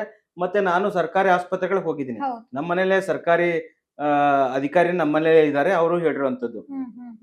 ಈಗ 15ರಿಂದ 20 ಪೇಷಂಟ್ ಒಂದೇ ದಿನಕ್ಕೆ ಬಂದ್ರೆ 20 ಹತ್ಲೆ ಅಂದ್ರೆ ಒಂದು ತಿಂಗಳಿಗೆ 600 ನಂಬರ್ ಆಫ್ ಪೇಷಂಟ್ಸ್ ಬರ್ತಾರೆ. ಇವ್ರಿಗೆ ಎಷ್ಟು ಸರ್ ಸಂಬಳ? 12 ಲಕ್ಷ. ಅದೇ ಪಕ್ಕದಲ್ಲೇ ಒಂದು ಚಿಕ್ಕ ಕ್ಲಿನಿಕ್ ಇರುತ್ತೆ, ಒಬ್ಬ ಡಾಕ್ಟರ್ ಇರ್ತಾರೆ, ಒಬ್ರು ನರ್ಸ್ ಇರ್ತಾರೆ, ಅವ್ರ ಹತ್ರ 100 ಪೇಷಂಟ್ ಬರ್ತಾರೆ. ಇವ್ರ ಹತ್ರ 20 ಪೇಷಂಟ್ ಯಾಕೆ, ಅವ್ರ ಹತ್ರ 100 ಪೇಷಂಟ್ ಯಾಕೆ ಅಂದ್ರೆ ಇವ್ರ ಹತ್ರ ಡಾಕ್ಟರ್ ಇದ್ರೆ ಸರಿಯಾಗಿ ಡಾಕ್ಟರ್ ಬರಲ್ಲ, ಟೈಮು ಮೆಡಿಸಿನ್ಸ್ ಇರಲ್ಲ, ಅಥವಾ ಒಂದು ಟೆಸ್ಟ್ ಇಲ್ಲ ಆಗುತ್ತೆ, ಇನ್ನೊಂದು ಟೆಸ್ಟ್ ಆ ಕಡೆ ಮಾಡ್ಕೊಳ್ಳಿ, ಒಂದು ಮೆಡಿಸಿನ್ ಇಲ್ಲಿ ಸಿಗುತ್ತೆ, ಇನ್ನೊಂದು ಮೆಡಿಸಿನ್ ಅಲ್ಲಿ ಸಿಗುತ್ತೆ, ಈ ತರದ್ ಹೇಳ್ತಾರೆ. ಮತ್ತೆ ಇವಾಗ ಹೇಳ್ತಾರಂತದ್ದು ರೀಸೆಂಟ್ಲಿ ಆಗಿ ಈ ಸರ್ಕಾರಿ ಸರ್ಕಾರಿ ಡಾಕ್ಟರ್ಸ್ಗಳು ಸ್ಟ್ರೈಕ್ ಮಾಡಿದ್ರು. ನಮ್ಗೆ ಈ ತರದ್ದು ಬೇಕು, ಆ ತರದ್ದು ಬೇಕು, ತುಂಬಾ ದೊಡ್ಡದಾಗಿ ಸ್ಟ್ರೈಕ್ ಮಾಡ್ತೀವಿ ಅಂತ ಹೇಳಿದ್ರು. ಸ್ಟ್ರೈಕ್ ಅನ್ನ ಆಮೇಲೆ ಮೊಟಕುಗೊಳಿಸಿದ್ರು. ಬೇರೆ ಬೇರೆ ಅವ್ರದೇ ಆದಂತದ್ದು. ಈ ತರದ್ದು ಯಾಕೆ ಅಂದ್ರೆ ಈ ಸರ್ವಿಸಸ್ ಇಲ್ಲದೆ ಇರುವಾಗ ಡಾಕ್ಟರ್ಗಳಿಗೆ ಅಲ್ಲಿ ಇರೋದಕ್ಕೆ ಜಾಗ ಬೇಕಲ್ಲ. ನಾವ್ ಹೇಳ್ತಾ ಇರ್ತೀವಿ ಅವ್ರಿಗೆ ಇರೋದಕ್ಕೆ ವಾಸಸ್ಥಳದಕ್ಕೆ ಅವ್ರಿಗೆ ಅಕಾಮಿಡೇಷನ್ ಇಲ್ಲ, ಅಥವಾ ಮೆಡಿಸಿನ್ಸ್ ಇಲ್ಲ, ಅಥವಾ ಸ್ಟಾಫ್ ಇಲ್ಲ ಅಂದಾಗ, ಕೊರತೆ ಇದ್ದಾಗ ಅವ್ರಿಗೆ ಸಮಸ್ಯೆ ಆಗುತ್ತೆ. ಡಾಕ್ಟರ್ಗಳು ನಿಜವಾಗ್ಲೂ ನೀವು ಹೇಳಿದಾಗ ಅವಾಗಲೇ ಹೇಳ್ತದೆ ನಿಮ್ಮ ಸೈಡ್, ನಿಮ್ಮ ನೇಟಿವ್ ಸೈಡ್ ಅಲ್ಲಿ ಹಾಸ್ಪಿಟಲ್ಗಳು ಚೆನ್ನಾಗಿದ್ದಾವೆ ಅಂತ. ಬಿಕಾಸ್ ಎಲ್ಲಿ ಎಜುಕೇಟೆಡ್ ಆಗಿದ್ದಾರೆ, ಎಲ್ಲಿ ಆ ಊರಿನ ನಾಗರಿಕರು ಮತ್ತೆ ಜನ ಪ್ರಶ್ನೆ ಮಾಡ್ತಾ ಇದ್ದಾರೆ, ಅಲ್ಲಿ ಆಸ್ಪತ್ರೆಗಳು, ಸರ್ಕಾರಿ ಆಸ್ಪತ್ರೆಗಳು ತುಂಬಾ ಚೆನ್ನಾಗಿದ್ದಾವೆ. ಉತ್ತರ ಕರ್ನಾಟಕ ಕಡೆ ಪ್ರಶ್ನೆನೇ ಮಾಡೋದಿಲ್ಲ ಬಹಳಷ್ಟು ಜನ. ಯಾಕಂದ್ರೆ ಕೆಲವರಿಗೆ ಮಾತ್ರ ಅದನ್ನ ಪ್ರಶ್ನೆ ಮಾಡೋದಿರುತ್ತೆ. ಅವರು ಆ DHO ಜೊತೆ, ಆ THO ಜೊತೆ, ಅಥವಾ ಮೆಡಿಕಲ್ ಆಫೀಸರ್ ಜೊತೆ ಪ್ರಶ್ನೆ ಮಾಡ್ತಾರೆ ಅನ್ನೋದಕ್ಕೆ ಅವ್ರ ಜೊತೆ ಸೆಟಪ್ ಆಗಿ ಅವ್ರನ್ನ ಯಾರು ಕೇಳೋದೇ ಇಲ್ಲ. ಈಗ ಬಯೋಮೆಟ್ರಿಕ್ ಮಾಡಿದರೆ ಎಷ್ಟರ ಮಟ್ಟಿಗೆ ಬಯೋಮೆಟ್ರಿಕ್ ಇಂಪ್ಲಿಮೆಂಟ್ ಆಗ್ತಾ ಇದೆ ಅನ್ನೋದು ಗೊತ್ತಿಲ್ಲ ಈಗಿರುವಂತದ್ದು ಸ್ಥಿತಿ. ಜೊತೆಗೆ ಈಗ ಯಾವುದೇ ಈಗ ಬೆಂಗಳೂರಲ್ಲಿ ಎಷ್ಟೋ ತಾಯಿ ಮಕ್ಕಳ ಆಸ್ಪತ್ರೆಗಳಿದಾವೆ, ಆದ್ರೆ ಎಷ್ಟು ಇದು ಕೆಲಸ ಮಾಡ್ತಾ ಇಲ್ಲ ಅಂದ್ರೆ, ಒಂದ್ ದಿನಕ್ಕೆ ಹೋದ್ರೆ ಈ ಪ್ರೆಗ್ನೆಂಟ್ ಮಹಿಳೆಯರಿಗೆ ಸ್ಕ್ಯಾನಿಂಗ್ ವ್ಯವಸ್ಥೆಗಳಿಲ್ಲ, ಬೇರೆ ಬೇರೆ ಲ್ಯಾಬ್ ವ್ಯವಸ್ಥೆಗಳು ಅಂದ್ರೆ ಬ್ಲಡ್ ಟೆಸ್ಟ್ ಆಗಿರ್ಬೋದು, ಯಾವುದು ಕೂಡ ಸಿಗ್ತಾ ಇಲ್ಲ. ಅಂದ್ರೆ ಇವ್ರಿಗೆ ಅನುದಾನದ ಕೊರತೆ ಇದೆಯಾ, ಅಥವಾ ಇದ್ದಿದ್ದನ್ನ ಇವ್ರು ಸರಿಯಾಗಿ ಬಳಸ್ಕೋತಿಲ್ವಾ? ಏನಾಗ್ತಿದೆ ಸರ್ ಇಲ್ಲಿ ಡಾಕ್ಟ್ರಿಗೂ ಕಾಂಪಿಟೆಂಟ್ ಆಗಿರ್ಬೇಕು, ಮತ್ತೆ ಸೇವಾ ಮನೋಭಾವ ಮತ್ತೆ ಕಾಂಪ್ಯಾಷನೇಟ್ ಮಾನವೀಯತೆ ಇರುವಂತದ್ದು ಬಹಳ ಇಂಪಾರ್ಟೆಂಟ್ ಆಗುತ್ತೆ. ಯಾವ್ದೋ ಒಬ್ಬ ಡಾಕ್ಟರ್ ಆಗ್ಬೇಕಾದ್ರೆ ಟ್ರೀಟ್ಮೆಂಟ್ ಏನ್ ಕೊಡ್ತಾರೋ ಬಿಡ್ತಾರೋ, ಮೊದಲು ಮಾನವೀಯತೆಯಿಂದ ಅವ್ರನ್ನ ಟಚ್ ಮಾಡಿ ಏನಾಗಿದೆ, ಏನ್ ಸ್ಥಿತಿಗತಿಗಳನ್ನ ಕೇಳ್ಬೇಕಾಗಿರೋಂಥದ್ದು.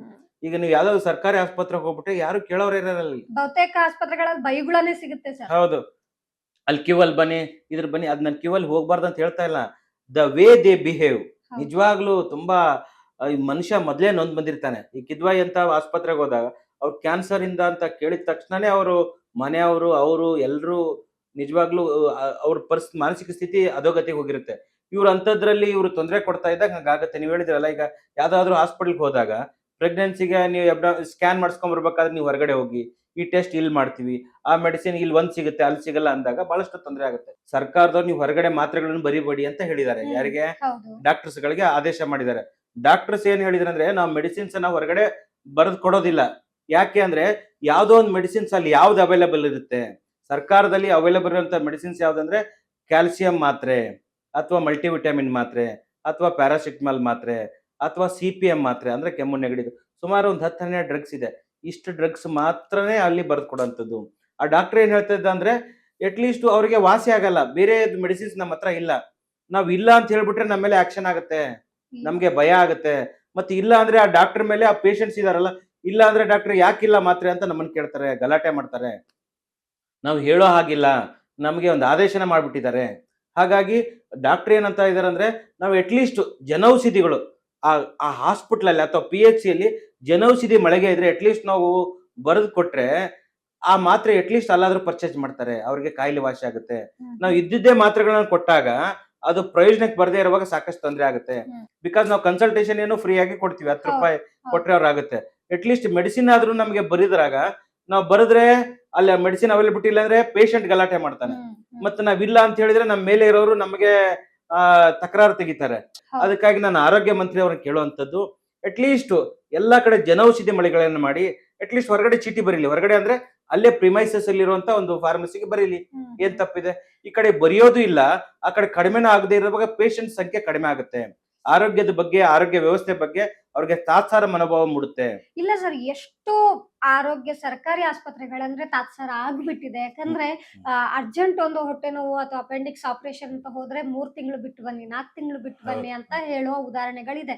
ಅಂದ್ರೆ ಈಗ ಇರುವಂತ ಆರೋಗ್ಯ ಸಂಸ್ಥೆಗಳ ಮೇಲೆ ಒತ್ತಡಗಳಿದಾವ ಅಂದ್ರೆ ಹೆಚ್ಚು ಪೇಷಂಟ್ಸ್ ಬಂದು ಸಿಬ್ಬಂದಿ ಸಾಲದೆ ಈ ತರ ಒತ್ತಡ ಇದಾವ ಅಂತ ಸರ್? ಇಲ್ಲ, ಖಂಡಿತವಾಗ್ಲೂ ಈಗ ಏನಂದ್ರೆ ಡಾಕ್ಟರ್ಸ್ ಗಳಿಗೆ ಈಗ ಮೊನ್ನೆ ಒತ್ತಡ ಇದೆ, ಈಗ ಶಾರ್ಟೇಜ್ ಇದೆ. ಶಾರ್ಟೇಜ್ ಎಷ್ಟಿದೆ ಅನ್ನೋದೇ ಅಂಕಿ ಸಂಖ್ಯೆಗಳನ್ನ ಇಲ್ಲ. ಕೊಡ್ತಾ ಇಲ್ಲ. ಈಗ ಮೆಡಿಕಲ್ ಆಫೀಸರ್ ಪೋಸ್ಟ್ ಎಷ್ಟು ವೇಕೆನ್ಸಿ ಇದೆ, total number of nursing staff vacancy ಎಷ್ಟಿದೆ, ನಂಬರ್ ಆಫ್ ಫಾರ್ಮಸಿಸ್ಟ್ಗಳದು ವೇಕೆನ್ಸಿ ಎಷ್ಟಿದೆ, ಆ ಲಿಸ್ಟೇ ಇಲ್ಲ. ಆ ಲಿಸ್ಟೇ ಕೊಡ್ತಾ ಇಲ್ಲ ಅಂತ ಬಹಳಷ್ಟು ಜನ ಕೇಳ್ತಾರೆ. ನಾನು ಬೇರೆ ಬೇರೆ ಮಾಜಿ ಜಿಲ್ಲಾ ಆರೋಗ್ಯಾಧಿಕಾರಿ ಅಥವಾ ಹಾಲಿ ಜಿಲ್ಲಾ ಆರೋಗ್ಯಾಧಿಕಾರಿಗಳು ನನ್ನ ಫ್ರೆಂಡ್ಸ್ ಇದ್ದಾರೆ, ನನ್ನ ಕ್ಲಾಸ್ಮೇಟ್ಸ್ ಇದ್ದಾರೆ, ಅವ್ರು ಕೇಳ್ತಾ ಇರುವಾಗ ಇದನ್ನ ರಿವೀಲ್ ಮಾಡಲ್ಲ, ಅವ್ರು ತೋರಿಸೋದೇ ಇಲ್ಲ ಆ ಲಿಸ್ಟ್ ಅನ್ನ. ಈ ತರದ್ ಮಾಡ್ತಾರೆ. ಮುಚ್ಚಿಡಬಾರ್ದು. ಇಷ್ಟು ವೇಕೆನ್ಸಿ ಇದೆ, ನಾವು ಇಷ್ಟು ಪೋಸ್ಟ್ ನ ತುಂಬ್ತೀವಿ, ಇಷ್ಟು ಖಾಲಿ ಇದೆ, ಈ ಕಾರಣದಿಂದ ಆಗ್ತಾ ಇದೆ, ನಮ್ಮ ಹತ್ರ ದುಡ್ಡಿಲ್ಲ, ಏನಾದ್ರು ಹೇಳ್ಬಹುದಲ್ಲ. ಸರ್ಕಾರ ಮುಕ್ತವಾಗಿ ಇರ್ಬೇಕಾಗಿರಂತೂ ಜನರ ಮುಂದೆ ಇದ್ದದನ್ನ ಇದ್ದದ್ದು ಹೇಳಲೇಬೇಕಲ್ಲ. ಮುಚ್ಚಿಡ್ತಾ ಇದ್ರೆ ಏನಾಗುತ್ತೆ, ಇನ್ನಷ್ಟು ಜನರಿಗೆ ಸಂಶಯ ಉಂಟಾಗುತ್ತೆ. ಜನ ಮೊದಲೇ ಸರ್ಕಾರದ ಮೇಲೆ ನಂಬಿಕೆ ಇಡೋದಿಲ್ಲ. ಈ ಸರ್ಕಾರ ಅಲ್ಲ, ಇನ್ ಯಾವುದೇ ಸರ್ಕಾರ ಆದ್ರೂ ನಂಬಿಕೆ ಇಡೋದಿಲ್ಲ. ಯಾಕಂದ್ರೆ ಅವ್ರಿಗೆ ಆ ಅನುಭವ ಆಗ್ಬಿಟ್ಟಿದೆ. ಮತ್ತೆ ಇನ್ನೊಂದಂದ್ರೆ ಹರ್ಷ ಗುಪ್ತಾ ಅಂತ ಪ್ರಿನ್ಸಿಪಲ್ ಹೆಲ್ತ್ ಸೆಕ್ರೆಟರಿ ಅವ್ರು ಆಗಿದ್ದಾಗ ಒಂದು ತುಂಬಾ ಒಳ್ಳೆ ನಿರ್ಧಾರಗಳನ್ನ ಮಾಡಿದ್ರು. ಸಂಸ್ಥೆಗಳ ಲೋಪಗಳ ಬಗ್ಗೆ ಮಾತಾಡಿದ್ವಿ. ಆದ್ರೆ ವೈದ್ಯ ನಾರಾಯಣ ಹರಿ ಅಂತಾರೆ, ಎಷ್ಟೋ ಒಳ್ಳೆ ಡಾಕ್ಟರ್ಗಳು ಕೂಡ ಇದ್ದಾರೆ. ಅವರಿಗೆ ಸೇವೆ ಮಾಡ್ಬೇಕು ಅಂದಾಗ ಅವ್ರಿಗೆ ಆಗ್ತಿರುವಂತಹ ಅಡೆತಡೆಗಳು ಏನೇನು ಅಂತ ಸರ್ಕಾರಿ ಇಲ್ಲ, ಆಸ್ಪತ್ರೆ? ನಿಜವಾಗ್ಲೂ ಸರ್ಕಾರಿ ಆಸ್ಪತ್ರೆಯಲ್ಲಿರುವಂತ ಸಾಕಷ್ಟು ವೈದ್ಯರು ಪ್ರಾಮಾಣಿಕವಾಗಿದ್ದಾರೆ. ಮತ್ತೆ ಅವ್ರಿಗೆ ಸಾಕಷ್ಟು ಓವರ್ ಬರ್ಡನ್ ಇದೆ. ಪೇಷಂಟ್ಸ್ ಒಬ್ಬ ಡಾಕ್ಟರ್ ಆಗಿರೋಂಥವನು ಮಿನಿಮಮ್ 8 ಅವರ್ಸ್ ಕೆಲಸ ಮಾಡ್ಬೇಕು. 24 ಅವರ್ಸ್ ಸೈಕಲ್ ಇರುತ್ತೆ ಒಬ್ಬ ಡಾಕ್ಟರ್ಗೆ. ಅವಾಗ ಅವನು ಪೇಷಂಟ್ಸ್ ದಿನಕ್ಕೆ, ನಾನೊಬ್ಬ ಡಾಕ್ಟರ್ ಆಗಿ ಒಂದು ದಿನಕ್ಕೆ ಕನಿಷ್ಠ ಅಂದ್ರೆ 30ರಿಂದ 50 ಪೇಷಂಟ್ ನೋಡೋದು ಅಷ್ಟೇ ಕೆಪಾಸಿಟಿ ಇರೋದು. 50 ಆದ್ಮೇಲೆ 51 ನೋಡಿದಾಗ ನಾನು ಬೇಸರದಿಂದ ನೋಡ್ತೀನಿ ಹೊರತಾಗಿ ನನಗೆ ಆ ಸ್ಟೆಮಿನಾ ಇರೋದಿಲ್ಲ. ಇದು ಆಗುತ್ತೆ. ಮತ್ತೆ ಡಾಕ್ಟರ್ಗಳಿಗೆ ಈಗ ಕೆಲವರಿಗೆ ಪೋಸ್ಟಿಂಗ್ಸ್ ಅನ್ನ ಈಗ ಕೌನ್ಸಿಲಿಂಗ್ ಮುಖಾಂತರ, ಹರ್ಷ ಗುಪ್ತಾ ಪ್ರಿನ್ಸಿಪಲ್ ಹೆಲ್ತ್ ಸೆಕ್ರೆಟರಿ ಇರುವಾಗ ಅವರು ತುಂಬಾ ಒಳ್ಳೆ ನಿರ್ಧಾರಗಳನ್ನ ಮಾಡಿದ್ರು. ಇಡೀ ಎಲ್ಲಾ ಡಾಕ್ಟರ್ಸ್ಗೆ ಕೌನ್ಸಿಲಿಂಗ್ ಮುಖಾಂತರನೇ ಪೋಸ್ಟಿಂಗ್ ಮಾಡುವಂತದ್ದು. ತುಂಬಾ ಅದಕ್ಕಾಗಿ ಕೆಲವು ಭ್ರಷ್ಟ ಸರ್ಕಾರಿ ಅಧಿಕಾರಿಗಳು, ಇನ್ಎಫಿಷಿಯಂಟ್ ಸರ್ಕಾರಿ ಅಧಿಕಾರಿಗಳು ಸ್ಟ್ರೈಕ್ ಗಳನ್ನ ಮಾಡಿ ಅವ್ರ ಹರ್ಷ ಗುಪ್ತಾ ಸರ್ನ ಅವ್ರನ್ನ ಟ್ರಾನ್ಸ್ಫರ್ ಮಾಡಿಸಿದ್ರು. ಅವ್ರು 18 ಬಾರಿ ಟ್ರಾನ್ಸ್ಫರ್ ಆಗಿದ್ದಾರೆ. ಇದೊಂದ್ ಸಾರಿ ಆದ್ರೆ 19 ಬಾರಿ ಟ್ರಾನ್ಸ್ಫರ್ ಆಯ್ತು. ಎಮಿನೆಂಟ್ ಆಗಿರುವಂತದ್ದು, ಪ್ರಾಮಾಣಿಕವಾಗಿರುವಂತ ಆರೋಗ್ಯ ಅಧಿಕಾರಿಗಳನ್ನ ಅಥವಾ ಡಿಪಾರ್ಟ್ಮೆಂಟ್ ಇರೋನ ಟ್ರಾನ್ಸ್ಫರ್ ಮಾಡಿದಾಗ ಅವ್ರ ಮಾರಲ್ ಡಿಸ್ಕರೇಜ್ ಆಗುತ್ತೆ. ಮತ್ತೆ ಜವಾಬ್ದಾರಿತ ನಾಗರಿಕನಾಗಿ, ಸಾಮಾಜಿಕ ಹೋರಾಟಗಾರನಾಗಿ, ಆಸ್ ಅ ಪೊಲಿಟಿಷಿಯನ್ ಆಗಿ ನಾನು ಒಳ್ಳೆಯವರಂತ ಹೇಳೋದು ನನ್ನ ಜವಾಬ್ದಾರಿ ಆಗುತ್ತೆ. ಅಂತವ್ರು ಬಂದಾಗ ಏನ್ ಬದಲಾವಣೆ ಮಾಡಿದ್ರೆ ಅಂದ್ರೆ ಹರ್ಷ ಗುಪ್ತಾ ಸರ್ ಆ ಕೌನ್ಸಿಲಿಂಗ್ ಮುಖಾಂತರ ಎಲ್ರಿಗೂ, ಈಗ ಕೌನ್ಸಿಲಿಂಗ್ ಅವ್ರಿಗೆ ಪೋಸ್ಟಿಂಗ್ ಆಗ್ಬೇಕಂದ್ರೆ ದುಡ್ಡು ಕೊಡ್ಬೇಕಾಗತ್ತೆ. ಯಾರೋ MLA ನೋ MP ನೋ ಮಿನಿಸ್ಟ್ರೋ ರೆಕಮೆಂಡೇಶನ್ ಲೆಟರ್ ತರಬೇಕಾಗಿತ್ತು. ಅದು ಎಲ್ಲಾನು ಬಂದ್ ಮಾಡ್ಬಿಟ್ಟಿದ್ರು. ಎಲ್ರಿಗೂ ಯಾರ್ಯಾರು ಮೆರಿಟ್ಸ್ ಇದೆ ಅದ್ರ ಪ್ರಕಾರ ಕೌನ್ಸಿಲಿಂಗ್ ಮಾಡಿದ್ರು. ಇವಾಗ್ಲೂ ಕೌನ್ಸಿಲಿಂಗ್ ನಡೀತಾ ಇದೆ. ಈ ಕೌನ್ಸಿಲಿಂಗ್ ಮುಖಾಂತರ ಬಹಳಷ್ಟು ಜನಕ್ಕೆ ಸರ್ಕಾರಿ ಅಧಿಕಾರಿಗಳಿಗೆ, THO DHO ಮೆಡಿಕಲ್ ಆಫೀಸರ್ಸ್ಗೆ ಸಾಕಷ್ಟು ಅನುಕೂಲ ಆಗಿದೆ. ಬಹಳಷ್ಟು ಡಾಕ್ಟರ್ಸ್ ಖುಷಿಯಾಗಿದ್ದಾರೆ. ಒಂದು ಏನಂದ್ರೆ ಅಡ್ಮಿನಿಸ್ಟ್ರೇಷನ್, ಅಡ್ಮಿನಿಸ್ಟ್ರೇಷನ್ ಅಂದ್ರೆ ಅಡ್ಮಿನಿಸ್ಟ್ರೇಷನ್ಗೂ ಕೌನ್ಸಿಲಿಂಗ್ ಮುಖಾಂತರನೇ ಆಗ್ಬೇಕಂತ ನಿರ್ಧಾರ ಮಾಡಿದ್ರು. ಅಡ್ಮಿನಿಸ್ಟ್ರೇಷನ್ ಅಂದ್ರೆ THO DHO ಆಗೋ ಪೋಸ್ಟ್ಗಳಿಗೂ ಕೌನ್ಸಿಲಿಂಗ್ ಮುಖಾಂತರನೇ ಆಗ್ಬೇಕು, ಯಾರೋ ರೆಕಮೆಂಡೇಶನ್ ಮುಖಾಂತರ ಅಲ್ಲ, ಹ್ಮ್. ಅಥವಾ ಅವ್ರ ಅರ್ಹತೆಗೆ, ಅವ್ರ ಯೋಗ್ಯತೆಗೆ ತಕ್ಕಂತೆ, ಅವ್ರ ಎಕ್ಸ್ಪೀರಿಯನ್ಸ್ ತಕ್ಕಂತೆ ಕೊಡ್ಬೇಕಂತ ಇತ್ತು. ಆದ್ರೆ ಅದನ್ನ ಹಿಂದೆ ತಗೊಂಡ್ಬಿಡ್ತು ಸರ್ಕಾರ. ಹಿಂದೆ ತಗೊಂಡಾಗ ಅದು ಸಾಕಷ್ಟು ತೊಂದರೆ ಆಯ್ತು. ಈಗ ಪೋಸ್ಟ್ಗೆ ಅಡ್ಮಿನಿಸ್ಟ್ರೇಟಿವ್ ಪೋಸ್ಟ್ ಅಲ್ಲೇ ಇರುವಂತದ್ದು ದುಡ್ಡು. ಈಗ ಎಕ್ಸಿಕ್ಯೂಟಿವ್ ನಾನ್ ಎಕ್ಸಿಕ್ಯೂಟಿವ್ ಅಂತಾರೆ ಪೊಲೀಸ್ ಇಲಾಖೆಯಲ್ಲಿ. ಪೊಲೀಸ್ ಇಲಾಖೆಯಲ್ಲಿ ಅಂದ್ರೆ ಎಕ್ಸಿಕ್ಯೂಟಿವ್ ಅಂದ್ರೆ ಸ್ಟೇಷನ್ ಸಂಬಂಧಪಟ್ಟಿರೋ, ನಾನ್ ಎಕ್ಸಿಕ್ಯೂಟಿವ್ ಅಂದ್ರೆ ಈ ಲೋಕಾಯುಕ್ತ ಅಂತ ಡಿಪಾರ್ಟ್ಮೆಂಟ್ ನಾನ್ ಎಕ್ಸಿಕ್ಯೂಟಿವ್. ಎಕ್ಸಿಕ್ಯೂಟಿವ್ ಅಲ್ಲಿ ಅಂದ್ರೆ ಸಿಕ್ಕಾಪಟ್ಟೆ ದುಡ್ಡು ಇರುತ್ತೆ. ಒಂದು ಸ್ಟೇಷನ್ ಅಂದ್ಮೇಲೆ ಒಬ್ಬ ಸ್ಟೇಷನ್ಗೆ 40 ಲಕ್ಷ 50 ಲಕ್ಷ ಕೊಟ್ಟು ಬರುವಂತದ್ದು ಸ್ವಾಭಾವಿಕವಾಗಿ. ನಮ್ಮ ಮನೇಲೇನೆ ಇನ್ಸ್ಪೆಕ್ಟರ್ ಇದ್ದಾರೆ, ಅವರೇ 30 ಲಕ್ಷ 40 ಲಕ್ಷ ಕೊಟ್ಟು ಪೋಸ್ಟಿಂಗ್ ಹಾಕೊಂಡಿದ್ದಾರೆ, ಮಾಡ್ತಾ ಇದ್ರೆ. ಇದು ಕಾಮನ್ ಜಗತ್ ಜಾಹೀರಾತಾಗಿರುವಂತದ್ದು. ಇದು ಎಲ್ಲಾ ಪೇಪರ್ಗಳಲ್ಲಿ ಇದು ಘಂಟಾಘೋಷವಾಗಿ ಬರ್ದಿರೋಂಥದ್ದು. ರೇಟ್ ಚಾರ್ಟ್ ಅಂತ ಬೇರೆ ಬೇರೆ ಪತ್ರಿಕೆಗಳು ನೋಡಿ, ಇನ್ಸ್ಪೆಕ್ಟರ್ಗಿಷ್ಟು, ಸಬ್ ಇನ್ಸ್ಪೆಕ್ಟರ್ಗಿಷ್ಟು, ACPಗಿಷ್ಟು, DCPಗಿಷ್ಟು ಅಂತ ಬರ್ದಿದ್ರು. ಇದನ್ನ ನಾನು ಹೇಳ್ತಾರಂತದ್ದು ಏನಂದ್ರೆ ಈ ತರದ್ದು ಆಗ್ತಾ ಇದೆ. ಇದಕ್ಕೆ ಏನಂದ್ರೆ ಈ ಅಡ್ಮಿನಿಸ್ಟ್ರೇಟಿವ್ ಪೋಸ್ಟ್ಗೆ ಇದ್ರ ಕೌನ್ಸಿಲಿಂಗ್ ಮುಖಾಂತರನೇ ಆಗ್ಬೇಕು. ಎಲ್ಲಾ ಡಾಕ್ಟರ್ಸ್ ಎಲ್ಲಾ ಮೆಡಿಕಲ್ ಆಫೀಸರ್ ಬೈಕೆ ಇದೆ ಅದನ್ನ. ಅದಕ್ಕಾಗಿ ಅದನ್ನ ವಾಪಸ್ ತಗೊಂಡಿದ್ದಾರೆ. ಅದನ್ನ ಮತ್ತೆ ವಾಪಸ್ ತಗೊಂಡು ಈ ತರದ ಕಾರ್ಯಗತ ಆಗ್ಬೇಕು. ಮತ್ತೆ ಕೆಲವು ತುಮಕೂರಲ್ಲಿರುವಂತ ಡಾಕ್ಟರ್ಸ್ ಎಲ್ಲ ಕೋರ್ಟಿಗೆ ಹೋಗಿ, ಇವತ್ತು ಕೋರ್ಟಿಂದ ಆರ್ಡರ್ ಆಗ್ತಾ ಇದೆ. ಏನಂತ ಆರ್ಡರ್ ಆಗ್ತಾ ಇದೆ ಅಂದ್ರೆ ವಾಪಸ್ ತಗೊಳ್ಳಿ, ಅಡ್ಮಿನಿಸ್ಟ್ರೇಟಿವ್ ಪೋಸ್ಟಿಗೂ ಕೌನ್ಸಿಲಿಂಗ್ ಮುಖಾಂತರನೇ ಆಗ್ಬೇಕಂತ ಹೇಳಿದ್ದಾರೆ. ಅದು ಕೋರ್ಟಿಂದ ಆರ್ಡರ್ ಆಗ್ತಾ ಇದೆ ಅಂತ ಹೇಳಿದ್ರು. ಖುಷಿ ಆಯ್ತು. ಡಾಕ್ಟರ್ಸ್ ಗಳಿಗೆ ನಿಜವಾಗ್ಲೂ ಅವ್ರಿಗೆ ಕೆಲಸ ಮಾಡ್ಬೇಕಂತಿದೆ, ಅವ್ರಿಗೆ ಒಳ್ಳೆ ಸಂಬಳ ಇದೆ. ಈಗ ಕಂಪೇರಿಟಿವ್ಲಿ ತಮಿಳುನಾಡು ಕೇರಳ ಕಂಪೇರ್ ಮಾಡಿದ್ರೆ ನಮ್ಮ ಆರೋಗ್ಯ ಕ್ಷೇತ್ರ ತುಂಬಾ ಹದಗೆಟ್ಟಿದೆ. ಬೇರೆ ರಾಜ್ಯ ಕಂಪೇರ್ ಮಾಡಿದ್ರೆ ಕೇರಳದಲ್ಲಿ ನಂಬರ್ 1 ಆರೋಗ್ಯ ಸೇವೆ ಸಿಗ್ತಾ ಇರುತ್ತದು, ಮತ್ತೆ ತಮಿಳುನಾಡಲ್ಲಿ ಹೇಗೆ ಡಿಫರೆನ್ಸ್ ಇದೆ. ಅಲ್ಲಿ ಸ್ಯಾಲರಿ ವೈಸ್ನು ಹೈಕ್ ಇದೆ. ಮತ್ತೆ ಅಲ್ಲಿ ಈಗ ಕೇರಳ ಮತ್ತು ತಮಿಳುನಾಡಲ್ಲಿ ಹೇಗೆ ಅಂದ್ರೆ ಕ್ಯೂರೇಟಿವ್ ಅನ್ನು ಪ್ರಿವೆಂಟಿವ್ ಅಂತ ಇದೆ. ಪ್ರಿವೆಂಟಿವ್ ಅಂಡ್ ಕ್ಯೂರೇಟಿವ್ ಅಂತ 2 ಡಿಪಾರ್ಟ್ಮೆಂಟ್ ಇದೆ. ಅಂದ್ರೆ ಪ್ರಿವೆಂಟಿವ್ ಅಂದ್ರೆ ಪ್ರೋಗ್ರಾಮ್ಸ್ಗಳು, ಕ್ಯೂರೇಟಿವ್ ಅಂದ್ರೆ ಟ್ರೀಟ್ಮೆಂಟ್ಸ್, ಕ್ಲಿನಿಕ್ಸ್. ಇಲ್ಲಿ ಇಲ್ವೇ ಇಲ್ಲ, ಇಲ್ಲಿ ಈ ಆ ಸಿಸ್ಟಮ್ ಇಲ್ಲ ನಮ್ಮ ಕರ್ನಾಟಕದಲ್ಲಿ. ಅವಾಗ ಅವಾಗ ಕಷ್ಟ ಆಗುತ್ತೆ. ಅದಕ್ಕಾಗಿ ಕಾಯ್ತಾ ಇರ್ತಾರೆ. ಈಗ ಒಂದು ಪ್ರಾಜೆಕ್ಟ್ ಅಥವಾ ಜೂಮ್ ಮೀಟಿಂಗ್ಸ್ ಅನ್ನ ಸರ್ಕಾರ ಸಾಕಷ್ಟು ಮಾಡುತ್ತೆ. ಒಬ್ಬ ಡಾಕ್ಟರ್ ಹೇಳ್ತಾರೆ ದಿನಕ್ಕೆ 5 ರಿಂದ 10 ಜೂಮ್ ಮೀಟಿಂಗ್ ಗಳನ್ನ ಅಟೆಂಡ್ ಮಾಡ್ಬೇಕು. ಈಗ ಮೀಟಿಂಗ್ ಯಾವಾಗ ಮಾಡ್ಬೇಕು, ಪ್ರೋಗ್ರಾಮ್ ಯಾವಾಗ ಹೋಗ್ಬೇಕು, ಪೇಷಂಟ್ ಯಾವಾಗ ನೋಡ್ಬೇಕು, ಈ ತರದ್ದಿದೆ. ಈ ತರದ ಡಾಕ್ಟರ್ಸ್ ಗಳು ಪ್ರಾಬ್ಲಮ್ಸ್ ಇದೆ. ಮತ್ತೆ ಅವ್ರಿಗೆ ಅಕಾಮಿಡೇಷನ್ ಇರಲ್ಲ, ಅಲ್ಲಿ ಇರೋದಕ್ಕೆ ವಾಸಸ್ಥಳದ ಅವ್ರಿಗೆ ಅಕಾಮಿಡೇಷನ್ ಇರೋದಲ್ಲ, ಮತ್ತೆ ಜನನು ಕೋಆಪರೇಟ್ ಮಾಡಲ್ಲ. ಇದೆಲ್ಲ ಡಾಕ್ಟರ್ಸ್ ಸಮಸ್ಯೆ ಇದೆ. ಇನ್ನು ಕೆಲವು ಡಾಕ್ಟರ್ಗಳಿಗೆ ಕೆಲವರು ಫೇಕ್ ಮೀಡಿಯಾದವರು ಯೂಟ್ಯೂಬರ್ಸ್ ಬಂದ್ಬಿಟ್ಟು ವಿಡಿಯೋ ಮಾಡ್ತಾರೆ, ನೋಡಿ ಇದಿಲ್ಲ ಅಂತ ಡಾಕ್ಟರ್ಗೆ ಹರಾಸ್ಮೆಂಟ್ ಮಾಡ್ತಾರೆ. ನಿಜವಾಗ್ಲೂ ಅವ್ಯವಸ್ಥೆ ಇದ್ರೆ ವಿಡಿಯೋ ಮಾಡ್ಲಿ, ತಪ್ಪಿಲ್ಲ. ನಿಜವಾಗ್ಲೂ ಗೌರವಯುತವಾಗಿ, ಪ್ರಾಮಾಣಿಕವಾಗಿ, ನ್ಯಾಯಯುತವಾಗಿ ಬಂದಿರೋ ಡಾಕ್ಟರ್ಗೂ ಹರಾಸ್ಮೆಂಟ್ ಆಗುತ್ತೆ. ಈಗೆಲ್ಲ ಒಬ್ಬ ತುಮಕೂರು ಹತ್ರ ಒಬ್ಬ ಒಬ್ರು ಹೇಳ್ತಾ ಇದ್ರು, ಡಾಕ್ಟರ್ ರಾಧಾಕೃಷ್ಣನ್ಗೆ ಈ ತರದ್ ಆಗಿದೆ, ಈ ತರ ಅಂತ ನನಗೆ ಹೇಳಿದ್ರು. ಅವರು ಬೇಡ ಬಿಡಿ ಸರ್, ಅದನ್ನೇನು ಬಿಟ್ಬಿಡಿ, ಅವ್ರು ಹೇಳ್ಬೇಡಿ ಯಾರ ಮುಂದನು ಅಂತ ಅವರು ಸಫರ್ ಆಗ್ತಾ ಇದೆ. ಯಾಕಂದ್ರೆ ಇದಾದ್ರೆ ಸುದ್ದಿ ಆಗುತ್ತೆ, ನೋವಾಗುತ್ತೆ ಅಂತ. ಏನೋ ನಿಜವಾಗ್ಲೂ ಡಾಕ್ಟರ್ಸ್ ತಪ್ಪು ಮಾಡ್ತಾ ಇದ್ರೆ ವಿಡಿಯೋ ಮಾಡಿ ಎಕ್ಸ್ಪೋಸ್ ಮಾಡಿ ಸಮಾಜ ಮುಂದೆ ಇಡಿ. ಒಳ್ಳೆ ಡಾಕ್ಟರ್ಗೆ ಹೀಗೆ ಮಾಡಿದಾಗ ಅವ್ರ ಸರ್ವಿಸ್ ಹೇಗೆ ಕೊಡಕ್ಕಾಗುತ್ತೆ? ತುಂಬಾ ಕಷ್ಟ ಆಗುತ್ತೆ. ಇದು ಇರುವಂತದ್ದು ವಾಸ್ತವ. ವೈದ್ಯರಿಗಿರುವ ಚಾಲೆಂಜಸ್. ಹೌದು ಹೌದು ಹೌದು ಸರ್, ಈಗ ಸರ್ಕಾರಿ ಆಸ್ಪತ್ರೆಗಳ ಸುಧಾರಣೆಗೆ CSR ಫಂಡ್ ಬಳಕೆ ಆಗ್ತಾ ಇಲ್ವಾ ಅಂತ ಹೇಳಿ? ಇಲ್ಲ, ಖಂಡಿತವಾಗ್ಲೂ CSR ಫಂಡ್ಸ್ ಅನ್ನ ಕಿದ್ವಾಯಿ ಆಸ್ಪತ್ರೆ ಅವರು ಮತ್ತೆ ಜಯದೇವ್ ಆಸ್ಪತ್ರೆ ಅವರು CSR ಫಂಡ್ಸ್ ಅನ್ನ ತುಂಬಾ ಚೆನ್ನಾಗಿ ಯುಟಿಲೈಸ್ ಮಾಡಿ, ನಮ್ಮ ಡಾಕ್ಟರ್ CN ಮಂಜುನಾಥ್ ಅವರು ಇವಾಗ ಹಾಲಿ MP ಅವರು ಇದ್ದಾಗ ಜಯದೇವ್ ಆಸ್ಪತ್ರೆಗೆ CSR fund, corporate social responsibility funds ಅನ್ನ ಬೇರೆ ಬೇರೆ ನಮ್ದು IT ಹಬ್ಬು, ಇದು ಗ್ಲೋಬಲ್ ಸಿಟಿ ಇದ್ದಂಗೆ ಸಿಲಿಕಾನ್ ಸಿಟಿ, ಸಾಕಷ್ಟು ಕಂಪನಿಗಳು ಡೊನೇಟ್ ಮಾಡೋದಕ್ಕೆ, ದುಡ್ಡು ಕೊಡೋದಕ್ಕೆ ಬರ್ತಾರೆ ದಾನಿಗಳು. ದೊಡ್ಡ ದೊಡ್ಡ ಯಾವ್ದಾರು ಇನ್ಫೋಸಿಸ್ ಆಗಲಿ, ಅಜಿಂ ಪ್ರೇಮ್ಜಿ ಫೌಂಡೇಶನ್ ಆಗಲಿ, ಸಾಕಷ್ಟು ಜನ ದುಡ್ಡು ಕೊಡದೆ ಅದನ್ನ ಪ್ರಾಪರ್ ಆಗಿ ಯುಟಿಲೈಸ್ ಮಾಡಬೇಕಾಗಿರೋದು ಆದ್ಯ ಕರ್ತವ್ಯವಾಗುತ್ತೆ. ಈಗ ಜಯದೇವ್ ಅವ್ರು ಹೇಗೆ ಅದನ್ನ ಯುಟಿಲೈಸ್ ಮಾಡ್ಕೊಂಡು ತುಂಬಾ best of the best treatment ಜಯದೇವದಲ್ಲಿ ಟ್ರೀಟ್ಮೆಂಟ್ ಸಿಗುತ್ತೆ. ಕಾರ್ಡಿಯಾಕ್ ಸಂಬಂಧಪಟ್ಟಿದ್ದೆ, ಹಾರ್ಟ್ ಸಂಬಂಧಪಟ್ಟಿದೆ. ಮತ್ತೆ ಕಿದ್ವಾಯಿಲು ಕ್ಯಾನ್ಸರ್ ಹಾಸ್ಪಿಟಲ್, ಕ್ಯಾನ್ಸರ್ಗೆ ಒಳ್ಳೆ ಟ್ರೀಟ್ಮೆಂಟ್ ಸಿಗುತ್ತೆ. ಅದೇ ರೀತಿ ಈಗ ನಂದಿನಿ ಹಾಲು, ನಾವು ಎಲ್ಲರೂ ನಂದಿನಿ ಹಾಲೇ ಬೇಕಂತ ನಾವು ಕೇಳ್ತೀವಿ, ಅದು ಸರ್ಕಾರಿದು. ಈಗ ಅದೇ ಪ್ರಕಾರ ಸರ್ಕಾರಿ ಆಸ್ಪತ್ರೆ ಬೇಕಂತ ನಾವು ಕೇಳಲ್ಲ. ಬಿಕಾಸ್ ಕ್ವಾಲಿಟಿ ವೈಸ್ ಬಂದಾಗ ಡಿಫರೆನ್ಸ್ ಇದೆ. ಸರ್ಕಾರದ ಸ್ವಾಮ್ಯದ ಆ ಕ್ವಾಲಿಟಿ ಇದ್ದಾಗ ಎಲ್ರು ಮಾಡ್ತಾರೆ.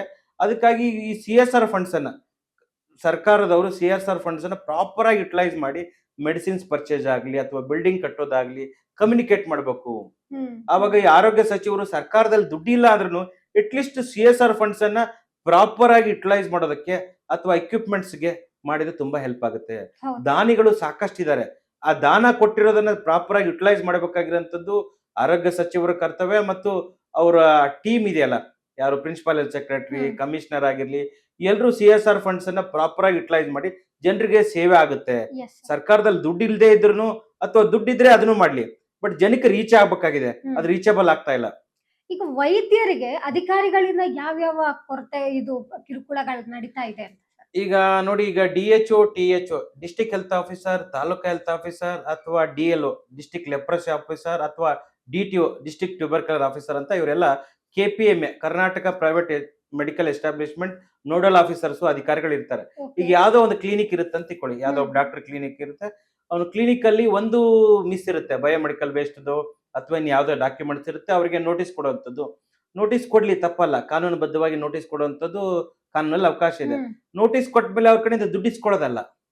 ಈಗ ನಾನು ಅವ್ರೇನೋ ತಪ್ಪು ಮಾಡಿದೀನಿ, ನೀನ್ ತಪ್ಪು ಮಾಡಿದಿರಾ ಡಾಕ್ಟರ್ ಸುನಿಲ್ ಅವ್ರೆ ಅಂತ ನಂಗೆ ನೋಟಿಸ್ ಕೊಟ್ಟರು, ತೊಂದ್ರೆ ಇಲ್ಲ, ನನ್ನ ತಪ್ಪನ್ನ ನಾನು ತಿದ್ಕೊಂಡು ಕರೆಕ್ಟ್ ಮಾಡ್ಕೊಳ್ಳೋದಿರುತ್ತೆ. ನಿನ್ನ ತಪ್ಪಿಗೆ ನೀನು ಲಂಚ ಕೊಡಿ ಅಂದ್ರೆ ಅದು ತುಂಬಾ ಅಪರಾಧ. ಬಹಳಷ್ಟು ಕ್ಲಿನಿಕ್ಗಳಿಗೆ, ಈಗ MBBS ಡಾಕ್ಟರ್ ಆಗಿರೋ ಕ್ಲಿನಿಕ್ಗಳಿಗೆ, ಪಾಲಿಕ್ಲಿನಿಕ್ಗಳಿಗೆ, ಹಾಸ್ಪಿಟ್ಲ್ಗಳಿಗೆ, ಮತ್ತೆ BAMS doctor, BHMS doctor, BUMS doctors, ಈ ಕ್ವಾಲಿಫೈಡ್, ಇನ್ಸ್ಟಿಟ್ಯೂಷನಲಿ ಕ್ವಾಲಿಫೈಡ್, ರಾಜೀವ್ ಗಾಂಧಿಯಿಂದ ಯೂನಿವರ್ಸಿಟಿಯಿಂದ 4.5 ವರ್ಷ ಡಿಗ್ರಿ ಮಾಡಿರೋಂಥ ಡಾಕ್ಟರ್ಸು ಯಾರು, MBBS ಆಗಿರ್ಲಿ, BAMS ಆಗಿರ್ಲಿ, BHMS ಆಗಿರ್ಲಿ, ಇವರೆಲ್ಲ ಕ್ವಾಲಿಫೈಡ್ ಡಾಕ್ಟರ್ಸ್. ಅಂದ್ರೆ ರಾಜೀವ್ ಗಾಂಧಿ ಯೂನಿವರ್ಸಿಟಿಯಿಂದ 4.5 ವರ್ಷ ಓದಿ ಡಿಗ್ರಿ ಸರ್ಟಿಫಿಕೇಟ್ ತಗೊಂಡಿರೋರು. ಇಂಥ ಡಾಕ್ಟರ್ಸ್ಗೆ ಅವ್ರದ್ದು ಏನೋ ಒಂದು ಮಿಸ್ ಇದ್ದಾಗ ಅದನ್ನ ಕರೆಕ್ಷನ್ ಮಾಡಿ ಅಂತ ನೋಟಿಸ್ ಅನ್ನು ಕೊಡ್ಬೇಕು. ಅದನ್ನ ಬಿಟ್ಟು ಏನ್ ಮಾಡ್ತಾರೆ, ಈ DHOಗಳು, THOಗಳು ಕ್ಲಿನಿಕ್ ನ ಸೀಸ್ ಮಾಡ್ತಾರೆ, ಸೀಸ್ ಮಾಡಿ ಲಾಕ್ ಮಾಡ್ಬಿಡ್ತಾರೆ. ಇವನ್ KPMA ಇದ್ರು, ಈಗ ಅವ್ರಿಗೆ KPMA ಲೈಸೆನ್ಸ್ ಇಲ್ಲ ಅಂತ ಕೂಡ, ಲೈಸೆನ್ಸ್ ಇಲ್ಲದೆ ಇರುವಾಗ ಅವ್ರಿಗೆ ನೋಟಿಸ್ ಕೊಟ್ಟು ಅವ್ರಿಗೆ ಹೇಳ್ಬೇಕು, ನೀವು KPMA ಲೈಸೆನ್ಸ್ ಮಾಡ್ಕೊಳ್ಳಿ, ಈ ತರದ ಪ್ರಾವಿಷನ್ಸ್ ನ ಕೊಡ್ಬೇಕು. ಇವ್ರು ಏನ್ ಮಾಡ್ತಾರಂದ್ರೆ, ಇವನ್ KPMA ಲೈಸೆನ್ಸ್ ಇದ್ರು ಯಾವ್ದೋ ಒಂದು ನ್ಯೂನತೆ ಇದ್ದಾಗ ಅದಕ್ಕೆ ಸೆಟರ್ನ ಎಳೆದು ಸೀಸ್ ಮಾಡಿ ತಗೊಂಡ್ ಹೋಗ್ತಾರೆ. ಕಾನೂನು ಏನ್ ಹೇಳುತ್ತೆ ಅಂದ್ರೆ, Karnataka private medical establishment rule ಪ್ರಕಾರ ಅವರಿಗೆ ನೋಟಿಸಸ್ ಕೊಡ್ಬೇಕು. ಒಂದ್ ನೋಟಿಸು, ಒಂದು 15 ಡೇಸು, ಇನ್ನೊಂದು ನೋಟಿಸು, ಈ ತರದ 3 ನೋಟಿಸಸ್ ಕೊಡ್ಬೇಕು. 4ನೇ ನೋಟಿಸ್ಗೆ ಡಿಸ್ಟ್ರಿಕ್ಟ್ ಕಮಿಷನರ್, ನಮ್ಮ DC ಯಾರು ಜಿಲ್ಲಾಧಿಕಾರಿ, ಬೆಂಗಳೂರು DC ಅವ್ರ ಕಡೆ ಗಮನಕ್ಕೆ ಹೋಗುತ್ತೆ. ಅಂದ್ರೆ ಅಲ್ಲೊಂದು KPMA ರಿಡ್ರೆಸಲ್ ಕಮಿಟಿ ಅಂತಿದೆ, ಡಾಕ್ಟರ್ ಮೇಲೆ ಏನಾದ್ರು ತೊಂದ್ರೆ ಇದೆ, ಅಲ್ಲಿ ಆ ಮೀಟಿಂಗ್ ಅಲ್ಲಿ ನಿರ್ಧಾರ ಮಾಡಿ ಅಲ್ಲಿ DC ಅವರು ಫೈನ್ ಹಾಕ್ಬೇಕು ಅಥವಾ ಏನ್ ಮಾಡ್ಬೇಕು ಅಂತ ಮಾಡ್ತಾರೆ. ಈ DHO, THOಗಳು ಏನ್ ಮಾಡ್ಬಿಡ್ತಾರೆ ಅಂದ್ರೆ, ಡಾಕ್ಟರ್ಸ್ಗಳಿಗೆ ಗೊತ್ತಿರಲ್ಲ, ಸಾಮಾಜಿಕವಾಗಿ ಆ ಜ್ಞಾನ ಇರೋದಿಲ್ಲ, ಪೇಷಂಟ್ ಜೊತೆ ಅವ್ರದ್ದು ಜೀವನ ಅದ್ರ ಬಗ್ಗೆ ಗೊತ್ತಿರುತ್ತೆ, ಇದ್ರ ರೂಲ್ಸ್ ಏನು ಅಂತ ಗೊತ್ತಿರಲ್ಲ. ಯಾವ್ದೇ KPMA ರೂಲ್ ಅಲ್ಲಿ ಸೆಟ್ರಿ ಹಾಕಿ ಕ್ಲಿನಿಕ್ ಅನ್ನ ಲೈಸೆನ್ಸ್ ಇದ್ರೂ ಹಾಕೋದು ಅವಕಾಶನೇ ಇಲ್ಲ. ಇವ್ರು ಯಾಕೆ ಹಾಕ್ತಾರೆ, ಹಾಕಿ ಕ್ಲಿನಿಕ್ ಆ ಡಾಕ್ಟರ್ ಗಾಬರಿ ಆಗ್ಬಿಡ್ತಾನೆ. ಕ್ವಾಲಿಫೈಡ್ ಆಗಿರೋ ಡಾಕ್ಟ್ರು ಕ್ಲಿನಿಕ್ ನ ಸೆಟ್ರ್ ಹಾಕ್ಬಿಟ್ಟಾಗ ಅವ್ನ ಮಾನ ಮರ್ಯಾದೆ ಏನಾಗುತ್ತೆ, ಅಯ್ಯೋ ಡಾಕ್ಟರ್ ನಿಜವಾಗ್ಲೂ ಡಾಕ್ಟರ್ ಹೌದಾ ಅಲ್ಲ, ಜನಕ್ಕೆ ಸಂಶಯ ಆಗುತ್ತೆ, ಮತ್ತೆ ಕ್ಲೋಸ್ ಆದಾಗ ತುಂಬಾ ಅವ್ರ ಮಾನಹಾನಿ ಆಗುತ್ತೆ. ಕಾನೂನು ಮೀರಿ, ಕಾನೂನಲ್ಲಿ ಅವಕಾಶ ಇದ್ರೆ ಎಲ್ಲಾನು ಮಾಡ್ಲಿ, ಆದ್ರೆ ಇವರು ದುಡ್ಡಿಗೋಸ್ಕರ 50,000 ಲಕ್ಷ ಈ ತರ ದುಡ್ಡಿಗೋಸ್ಕರ ಡಾಕ್ಟರ್ಸ್ಗೆ ತೊಂದರೆ ಕೊಡ್ತಾ ಇದಾರೆ. ಮತ್ತೆ ಈ ಬಹಳಷ್ಟು ಪ್ರೈವೇಟ್ ಡಾಕ್ಟರ್ಸ್ಗಳಿಗೆ ಇದರಿಂದ ತೊಂದರೆ ಆಗ್ತಾ ಇದೆ. ಇದಕ್ಕಾಗಿ ನಾನೇ ಡಾಕ್ಟರ್ಸ್ಗಳ ಪರವಾಗಿ ಯಾರ ಕ್ಲಿನಿಕ್ ಕ್ಲೋಸ್ ಮಾಡಿದಾಗ ನಾನೇ ಹೈಕೋರ್ಟ್ಗೆ ಹೋಗಿ ರಿಟ್ ಪಿಟಿಷನ್ ಹಾಕಿ ಆ ಡಾಕ್ಟರ್ಸ್ ಕ್ಲಿನಿಕ್ ನ ಸೀಸ್ ಮಾಡಿರೋದನ್ನ ಕೋರ್ಟ್ ಮುಖಾಂತರ ಡೈರೆಕ್ಷನ್ ತಗೊಂಡ್ಬಂದು ನಿನ್ನೆ ಮೊನ್ನೆ 2 ಕ್ಲಿನಿಕ್ಸ್ ಅನ್ನ ಓಪನ್ ಮಾಡಿಸ್ಕೊಟ್ಟಿದ್ದೀನಿ. ಕಾರಣ ಏನಂದ್ರೆ, ಇವ್ರು ಮಾಡೋ ತಪ್ಪುಗಳನ್ನ, ಇವ್ರಿಗೆ ಡ್ಯೂ ಕೋರ್ಸ್ ಪ್ರೊಸೆಸ್ ಕಾನೂನನ್ನ ಪಾಲನೆ ಮಾಡದೆ ಇವ್ರು ತಪ್ಪು ಮಾಡಿ ನಾವು ಕೋರ್ಟಿಗೆ ಹೋಗಿ ಆರ್ಡರ್ ತಗೊಂಡ್ಬರ್ಬೇಕು. ಈಗ ಕೋರ್ಟ್ ಆರ್ಡರ್ ಯಾಕೆ ಕೊಡ್ತು, ಕಾನೂನಲ್ಲಿ ಅವಕಾಶ ಇರೋದಕ್ಕೆ ಕೋರ್ಟ್ ಆರ್ಡರ್ ಮಾಡ್ತು.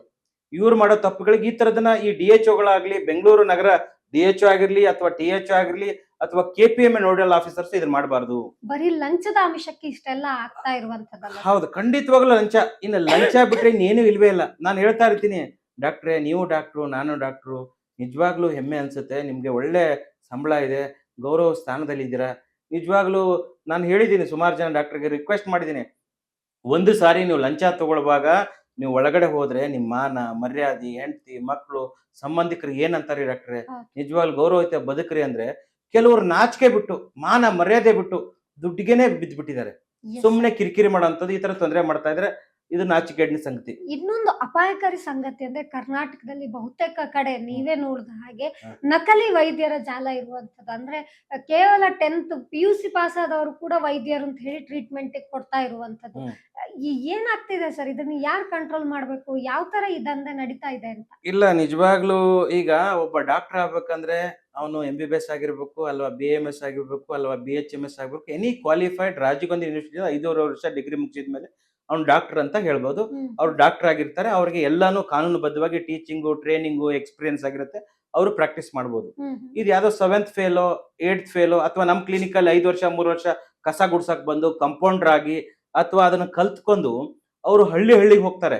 ಈಗ ಗುಲ್ಬರ್ಗ ಅಂತ ಡಿಸ್ಟಿಕ್ ಅಲ್ಲಿ ಗುಲ್ಬರ್ಗ DHO ಮತ್ತೆ ಅಲ್ಲಿರುವಂತ RCH ಅಂತಾರೆ. ಇವ್ರೆಲ್ಲ ಏನ್ ಮಾಡ್ತಾ ಇದಾರೆ ಅಂದ್ರೆ ಇವ್ರು ಏನು ಕೆಲಸನೇ ಮಾಡ್ತಾ ಇಲ್ಲ. ನಕಲಿ ಡಾಕ್ಟರ್ ಬಗ್ಗೆ ಗಮನನೇ ಹರಿಸ್ತಾ ಇಲ್ಲ. ಅಲ್ಲಿರೋ DC ಒಬ್ರು ಇದಾರೆ. DC ಅವ್ರಿಗೆ ಈ ನಕಲಿ ಡಾಕ್ಟರ್ಸ್ ಎಲ್ಲ ಹೋಗಿದ್ರಂತೆ. ಎಲ್ಲಿ DC ಹತ್ರ ಹೋಗ್ಬಿಟ್ಟು ನಮ್ಗೆ ಪ್ರಾಕ್ಟೀಸ್ ಮಾಡೋದಕ್ಕೆ ರೈಟ್ಸ್ ಕೊಡಿ. ಯಾರು SLC ಫೇಲ್ ಆದವರು, 10th ಫೇಲ್ ಆದವರು ಅಥವಾ 7th ಫೇಲ್ ಆದವರು ಇಂಥವ್ರು ಎಲ್ರು ಹಳ್ಳಿಗೆ ಹೋಗಿ ಟ್ರೀಟ್ಮೆಂಟ್‌ಗಳನ್ನ ಕೊಡ್ತಾರೆ. ಹೈಯರ್ ಆಂಟಿಬಯೋಟಿಕ್ ಯೂಸ್ ಮಾಡ್ತಾರಂಥದ್ದು, ಡೆಲಿವರಿಗಳು ಮಾಡಿಸ್ಕೊಳ್ಳೋಂಥದ್ದು ಅಥವಾ ಅಬಾರ್ಷನ್ ಮಾಡಿಸುವಂಥದ್ದು, ಈ ಥರದನ್ನೆಲ್ಲ ಮಾಡ್ತಾ ಇದ್ದಾರೆ. ಸಾಕಷ್ಟು ಮಕ್ಕಳುಗಳು ಅಥವಾ ಗರ್ಭಿಣಿಯರು ಸತ್ತೋಗಿದ್ದಾರೆ. ರಾಮನಗರದಲ್ಲಿ ಇದೇ ತರ ಒಬ್ಬ ನಕಲಿ ಡಾಕ್ಟ್ರು ಒಂದು ಮಗುಗೆ ಇಂಜೆಕ್ಷನ್ ಮಾಡಿದ ತಕ್ಷಣ ಸತ್ತೋದ ಮಗು ಸತ್ತೋಯ್ತು. ಅವನ ಮೇಲೆ ಕ್ರಿಮಿನಲ್ ಕೇಸ್ ಆಯ್ತು ಅಷ್ಟಕ್ಕೆ ಮುಗಿತು ಹೊರತಾಗಿ ಈ ನಕಲಿ ಡಾಕ್ಟರ್ ಬಗ್ಗೆ ಇವ್ರು DHO, THOಗಳು ಏನ್ ಮಾಡ್ತಾ ಇದ್ದಾರೆ, ನಕಲಿ ಡಾಕ್ಟರ್ ಕಡೆಯಿಂದ ಹಪ್ತಾ ವಸೂಲಿ ಮಾಡ್ತಾರೆ, ರೋಲ್ ಕಾಲ್ ಮಾಡ್ತಾರೆ, ಮಂತ್ಲಿ ಫಿಕ್ಸ್ ಮಾಡ್ಬಿಟ್ಟಿದ್ದಾರೆ. ಇದು ನಕಲಿ ಡಾಕ್ಟರ್ ಕಡೆಯಿಂದ ಅಸಲಿ ಡಾಕ್ಟರ್ಸ್ ಗಳಿಗೇನು ಈ ಹಾಸನ್ನು ಮತ್ತೆ ರಾಮನಗರದಲ್ಲಿ ಯಾರೋ ಇಬ್ರು THOಗಳು ಈ ಡಾಕ್ಟರ್ಸ್ ಗಳಿಗೆ BMS ಡಾಕ್ಟರ್ ಗಳಿಗೆ ಅಥವಾ MBBS ಡಾಕ್ಟರ್ ಗಳಿಗೆ ಮಂತ್ಲಿ ಕೊಡಿ ನೀವು ದುಡ್ಡನ್ನ 5,000 10,000 ಅವ್ರ ಹೆಸರು ಹೇಳಿದ್ರು ನನಗೆ. ನಾನು ಅವ್ರಿಗೆ ಫೋನ್ ಮಾಡಿ ಕೇಳಿದಾಗ ಯಾರಾದ್ರೂ ನೀವು ದುಡ್ಡು ತಗೋತೀರಾ ಅಂತ ಕೇಳಿದ್ರೆ ಯಾರಾದ್ರೂ ಹೂ ಅಂತಾರ? ಹೂ ಅನ್ನೋದೇ ಇಲ್ಲ. ಅಡಿಯೋ ಇದೆ ರೀ ನಿಮ್ದು ಅಂತ ಕೇಳಿದಾಗ ಮೇಡಮ್ ನಾಚಿಕೆ ಆಗಲ್ವಾ ನಿಮ್ಗೆ ಅಂತ ಕೇಳಿದೆ. ಯಾರೋ ಹಾಸನಲ್ಲಿ ಒಬ್ರು ಲೇಡಿ THO. ಇಲ್ಲ ರೀ ನಾನು ಅಂತದ್ ಮಾಡೋದೇ ಇಲ್ಲಲ್ಲ, ನಾನು ಯಾರಿಗೆ ಕೇಳಿದ್ದೀನಿ ಅಂತ. ಅವನು ಇದ್ರೆ ಕ್ಲಿಯರ್ ಆಗಿ ಹೇಳಿದ ನನಗೆ.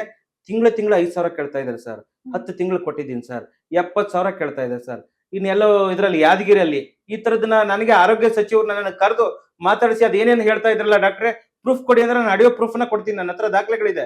ದಾಖಲೆ ಇಲ್ಲದೆ ನಾನು ಯಾವುದೂ ಅಲಿಗೇಷನ್ ಮಾಡೋದಿಲ್ಲ. ಬಿಕಾಸ್ ನನ್ನ ಮುಂದೆ ಹೇಳಿದ್ದಾರೆ. ಅದಕ್ಕಾಗಿ ಆರೋಗ್ಯ ಸಚಿವರು ಎಮಿನೆಂಟ್ ಆಗಿದ್ದಾರೆ. ಈ ತರದ ನಾವು ಯಾವತ್ತೂ ಕಂಪ್ಲೇಂಟ್ ಕೊಟ್ಟಾಗ ಅಥವಾ ಈ ತರದ್ ನಾವು ಹೇಳಿದಾಗ ಅಥವಾ ಈ ವಿಡಿಯೋ ನೋಡಿ ಆರೋಗ್ಯ ಸಚಿವರು ಒಂದಿಷ್ಟು ಆಕ್ಷನ್ ಮಾಡ್ಬೇಕು, ಸ್ಟ್ರಿಂಜೆಂಟ್ ಆಕ್ಷನ್. ಆವಾಗ ನಾವು ಇದನ್ನ ನಾವು ಮಾಡಿದ್ದಕ್ಕೂ ಸಾರ್ಥಕ ಆಗುತ್ತೆ ಮತ್ತೆ ಜನಕ್ಕೂ ಅನುಕೂಲ ಆಗುತ್ತೆ. ಖಂಡಿತ ಸರ್. ಈಗ ಜನ ನಕಲಿ ವೈದ್ಯರು ಅಂತ ಹೇಳಿ ಹೇಗೆ ಪತ್ತೆ ಹಚ್ಚಬೇಕು ಅಂತ? ಹಾ, ಈಗ ನಕಲಿ ಮತ್ತು ಅಸಲಿ ಕಂಡು ಹಿಡಿಯೋದು ತುಂಬಾ ಸುಲಭ. ಅಸಲಿ ಡಾಕ್ಟರ್ಗೆ ಕ್ವಾಲಿಫೈಡ್ ಆಗಿರ್ತಾರೆ. ಅವ್ರ MBBS ಆಗಿರ್ಲಿ, BAMS ಆಗಿರ್ಲಿ, BHMS ಆಗಿರ್ಲಿ, BUMS ಆಗಿರ್ಲಿ, ಇವರು ಎಲ್ಲೆಲ್ಲೂ ಇನ್ಸ್ಟಿಟ್ಯೂಷನಲಿ ಕ್ವಾಲಿಫೈಡ್. ರಾಜೀವ್ ಗಾಂಧಿ ಯೂನಿವರ್ಸಿಟಿಯಿಂದ 4.5 ವರ್ಷ, 1 ವರ್ಷ ಇಂಟರ್ನ್ಶಿಪ್, 5 ವರ್ಷ ಸರ್ಟಿಫಿಕೇಟ್, 5.5 ವರ್ಷ ಕೋರ್ಸ್ ಮುಗಿಸಿರ್ತಾರೆ. ಅವ್ರ ಕ್ಲಿನಿಕ್ ಅಲ್ಲಿ ಯಾವ್ದೋ ಡಾಕ್ಟರ್ ಕ್ಲಿನಿಕ್ ಹೋದಾಗ ಅವ್ರದ್ದು KPMA ಲೈಸೆನ್ಸ್ ಇರಬೇಕು. Karnataka private medical establishment licence ಇರಬೇಕು. KPMA ಲೈಸೆನ್ಸ್ ನ ಮ್ಯಾಂಡೇಟರಿ ಆಗಿ ಡಿಸ್ಪ್ಲೇ ಮಾಡಿರ್ಬೇಕು. ಇವ್ರು ಯಾರೋ ಪೇಷಂಟ್ಸ್ ಹೋಗ್ತಾರಂತ ಹೋದಾಗ ಡಾಕ್ಟರ್ನ ಒಂದು KPMA ಲೈಸೆನ್ಸ್ ಇರ್ಬೇಕು. ಅವ್ನ ಡಿಗ್ರಿ ಸರ್ಟಿಫಿಕೇಟ್ ನ ಬೋರ್ಡ್ ಅಲ್ಲಿ ಡಿಸ್ಪ್ಲೇ ಮಾಡಿರ್ಬೇಕು ಒಳಗಡೆ. ಅವ್ರು ಯಾರಾದ್ರೂ ಪೇಷಂಟ್ ಕೇಳಿದಾಗ ಅವ್ರು ಹೇಳ್ಬೇಕು ಏನ್ ಓದಿದೀವಿ ನಾವು, ಏನ್ ಡಿಗ್ರಿ ಇದೆ, ಈ ತರದ ಪೇಷಂಟ್ ನ ಕೇಳ್ಬೇಕು. ಪೇಷಂಟ್ ಏನ್ ಮಾಡ್ಬಿಡ್ತಾರೆ ಅಂದ್ರೆ ಅಯ್ಯೋ ಏನಾದ್ರೂ ಇರ್ಲಿ ಡಾಕ್ಟರ್ ಸ್ಟೆಥೋಸ್ಕೋಪ್ ಹಾಕೊಂಡ್ ಕೂತಿದ್ದಾನ, ಆಯ್ತು ಹೋಗೋಣ, ಎಷ್ಟಾದ್ರೂ ಅದೇನು ಜನ ಕೇಳೋದೇ ಇಲ್ಲ. ಅವಾಗ ಏನಾಗ್ತಿ, ನಕಲಿ ಡಾಕ್ಟರ್ ಏನ್ ಮಾಡ್ತಾರೆ, ಸ್ವೀಟ್ ಆಗಿ ಮಾತಾಡ್ತಾರೆ. 50 ಕೊಟ್ರು, 20 ಕೊಟ್ರು, 100 ಕೊಟ್ರು ತೋರಿಸ್ಕೊತಾರೆ. ಈ ಅಸಲಿ ಡಾಕ್ಟರ್ ಏನ್ ಮಾಡ್ತಾರೆ, ನಿಜವಾಗ್ಲೂ ಅವ್ರದ್ದು 50 ರೂಪಾಯಿ, 100 ರೂಪಾಯಿ ಇದೆ ಕನ್ಸಲ್ಟೇಷನ್. ಹಳ್ಳಿಯಲ್ಲೆಲ್ಲ ಅಸಲಿ ಡಾಕ್ಟರ್ಸ್ 100 ರೂಪಾಯಿಗೆ, 50 ರೂಪಾಯಿಗೆ ಎಲ್ಲ ಮಾಡ್ತಾರೆ. ಇವ್ರು 20 ರೂಪಾಯಿಗೆ, ಕೆಲವು ಉತ್ತರ ಕರ್ನಾಟಕ ಕಾಯಿಪಲ್ಯ ತಂದು ಕೊಡಿ ಅಥವಾ ಜೋಳ ಕೊಡಿ ಟ್ರೀಟ್ಮೆಂಟ್ ಮಾಡ್ತೀವಿ, ಅಥವಾ ನಾಳೆ ಕೊಡಿ, ಅಥವಾ ಲೇಜರ್ ಮಾಡ್ಕೊಂಡ್ಬಿಟ್ಟಿದ್ದಾರೆ ಆಮೇಲೆ ವರ್ಷ ಬಿಟ್ಟು ಕೊಡಿ, ಈ ತರದ್ದೆಲ್ಲ ಮಾಡ್ತಾರೆ ನಕಲಿ ಡಾಕ್ಟರ್. ಇವ್ರ ಹತ್ರ ಹೋಗ್ಬೇಡಿ. ಇವರಿಗೆ ನಮ್ಮ ಆರೋಗ್ಯ ಸಚಿವರು ಸ್ಟ್ರಿಂಜೆಂಟ್ ಆಗಿ ಇವ್ರಿಗೆ 6 ತಿಂಗಳು ಜೈಲು ಶಿಕ್ಷೆ ಆಗ್ಬೇಕು. ಯಾರಾದ್ರೂ ನಕಲಿ ಡಾಕ್ಟರ್ ಇದ್ರೆ ಅವನ ಮೇಲೆ ಕ್ರಿಮಿನಲ್ ಕೇಸ್ ದಾಖಲೆ ಮಾಡಿ 6 ತಿಂಗಳು ನಾನ್ ಬೇಲೆಬಲ್ ಶಿಕ್ಷೆ ಆಗ್ಬೇಕು. ಅವಾಗ ಮಾತ್ರ ಆಗುತ್ತೆ. ಇದು ಹಳ್ಳಿ ಭಾಗದಲ್ಲಿ ಮಾತ್ರ ಇರೋದು ಸರ್? ಹಳ್ಳಿ ಭಾಗದಲ್ಲಿ ಇದೆ, ಬೆಂಗಳೂರು ಸಿಟಿಯಲ್ಲಿ ಇದೆ. ನಾನು ಬೆಂಗಳೂರು ಸಿಟಿಯಲ್ಲಿ ಕೊಡತಿ ಗೇಟ್ ಹತ್ರ ಅಂದ್ರೆ ಸರ್ಜಾಪುರ ರೋಡ್ ಅಲ್ಲಿ ಒಬ್ಬನ ಮೇಲೆ ನಕಲಿ ಡಾಕ್ಟರ್ ಮೇಲೆ ಅವನನ್ನ ಕಂಡು ಹಿಡಿದು 26 ವರ್ಷದಿಂದ ನಕಲಿ ಡಾಕ್ಟರ್ ಪ್ರಾಕ್ಟೀಸ್ ಮಾಡ್ತಾ ಇದ್ದ. ಎಷ್ಟು?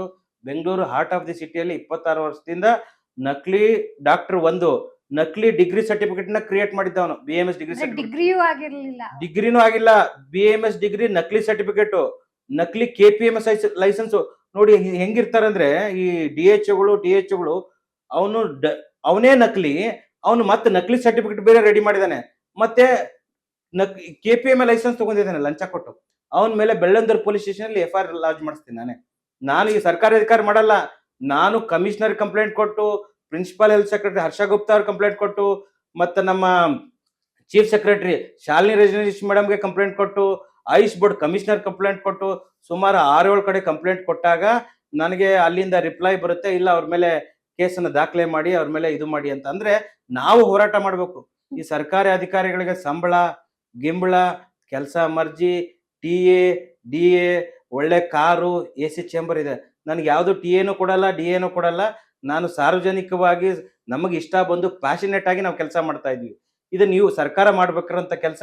ನಿಜವಾಗ್ಲೂ ಆರೋಗ್ಯ ಸಚಿವರು ಈ ಕಡೆ ಗಮನ ಕೊಟ್ಟು ಈ ತರ ನಕಲಿ ಡಾಕ್ಟರ್ ಬಗ್ಗೆ ಸ್ಟ್ರಿಂಜೆಂಟ್ ಆಕ್ಷನ್ ಮಾಡ್ಬೇಕು. ಅಕಸ್ಮಾತ್ ನಕಲಿ ಡಾಕ್ಟರ್ ಎಲ್ಲಾದ್ರೂ ಕಂಡು ಬಂದ್ರೆ ಈ DHO THO ಅಲ್ಲಿರುವಂತ ಮೆಡಿಕಲ್ ಆಫೀಸರ್ ಹೊಣೆ ಮಾಡ್ಬೇಕು, ಅವ್ರಿಗೆ ಸಸ್ಪೆನ್ಷನ್ ಮಾಡ್ಬೇಕು, ಅವ್ರಿಗೆ ಡಿಮೋಷನ್ ಮಾಡ್ಬೇಕು. ಆವಾಗ ಮಾತ್ರ ಸಾಧ್ಯ ಆಗುತ್ತೆ. ಇಲ್ದೇ ಇದ್ರೆ ಏನಾಗುತ್ತೆ, ಈ ಒಳ್ಳೆ ಆರೋಗ್ಯ ಸಚಿವರಿಗೆ ಕೆಟ್ಟ ಹೆಸರು ಬರುತ್ತೆ. ಆರೋಗ್ಯ ಸಚಿವರು ಏನಾದ್ರೂ ಒಳ್ಳೆಯವ್ರು ಇರ್ಬೋದು, ಬಟ್ ಕೆಳಗಡೆ ಇರೋ ಸಬಾರ್ಡಿನೇಟ್ಸ್ ಮಾಡೋ ತಪ್ಪಿಂದ ಅವ್ರಿಗೆ ಕೆಟ್ಟ ಹೆಸರು ಬರುತ್ತೆ.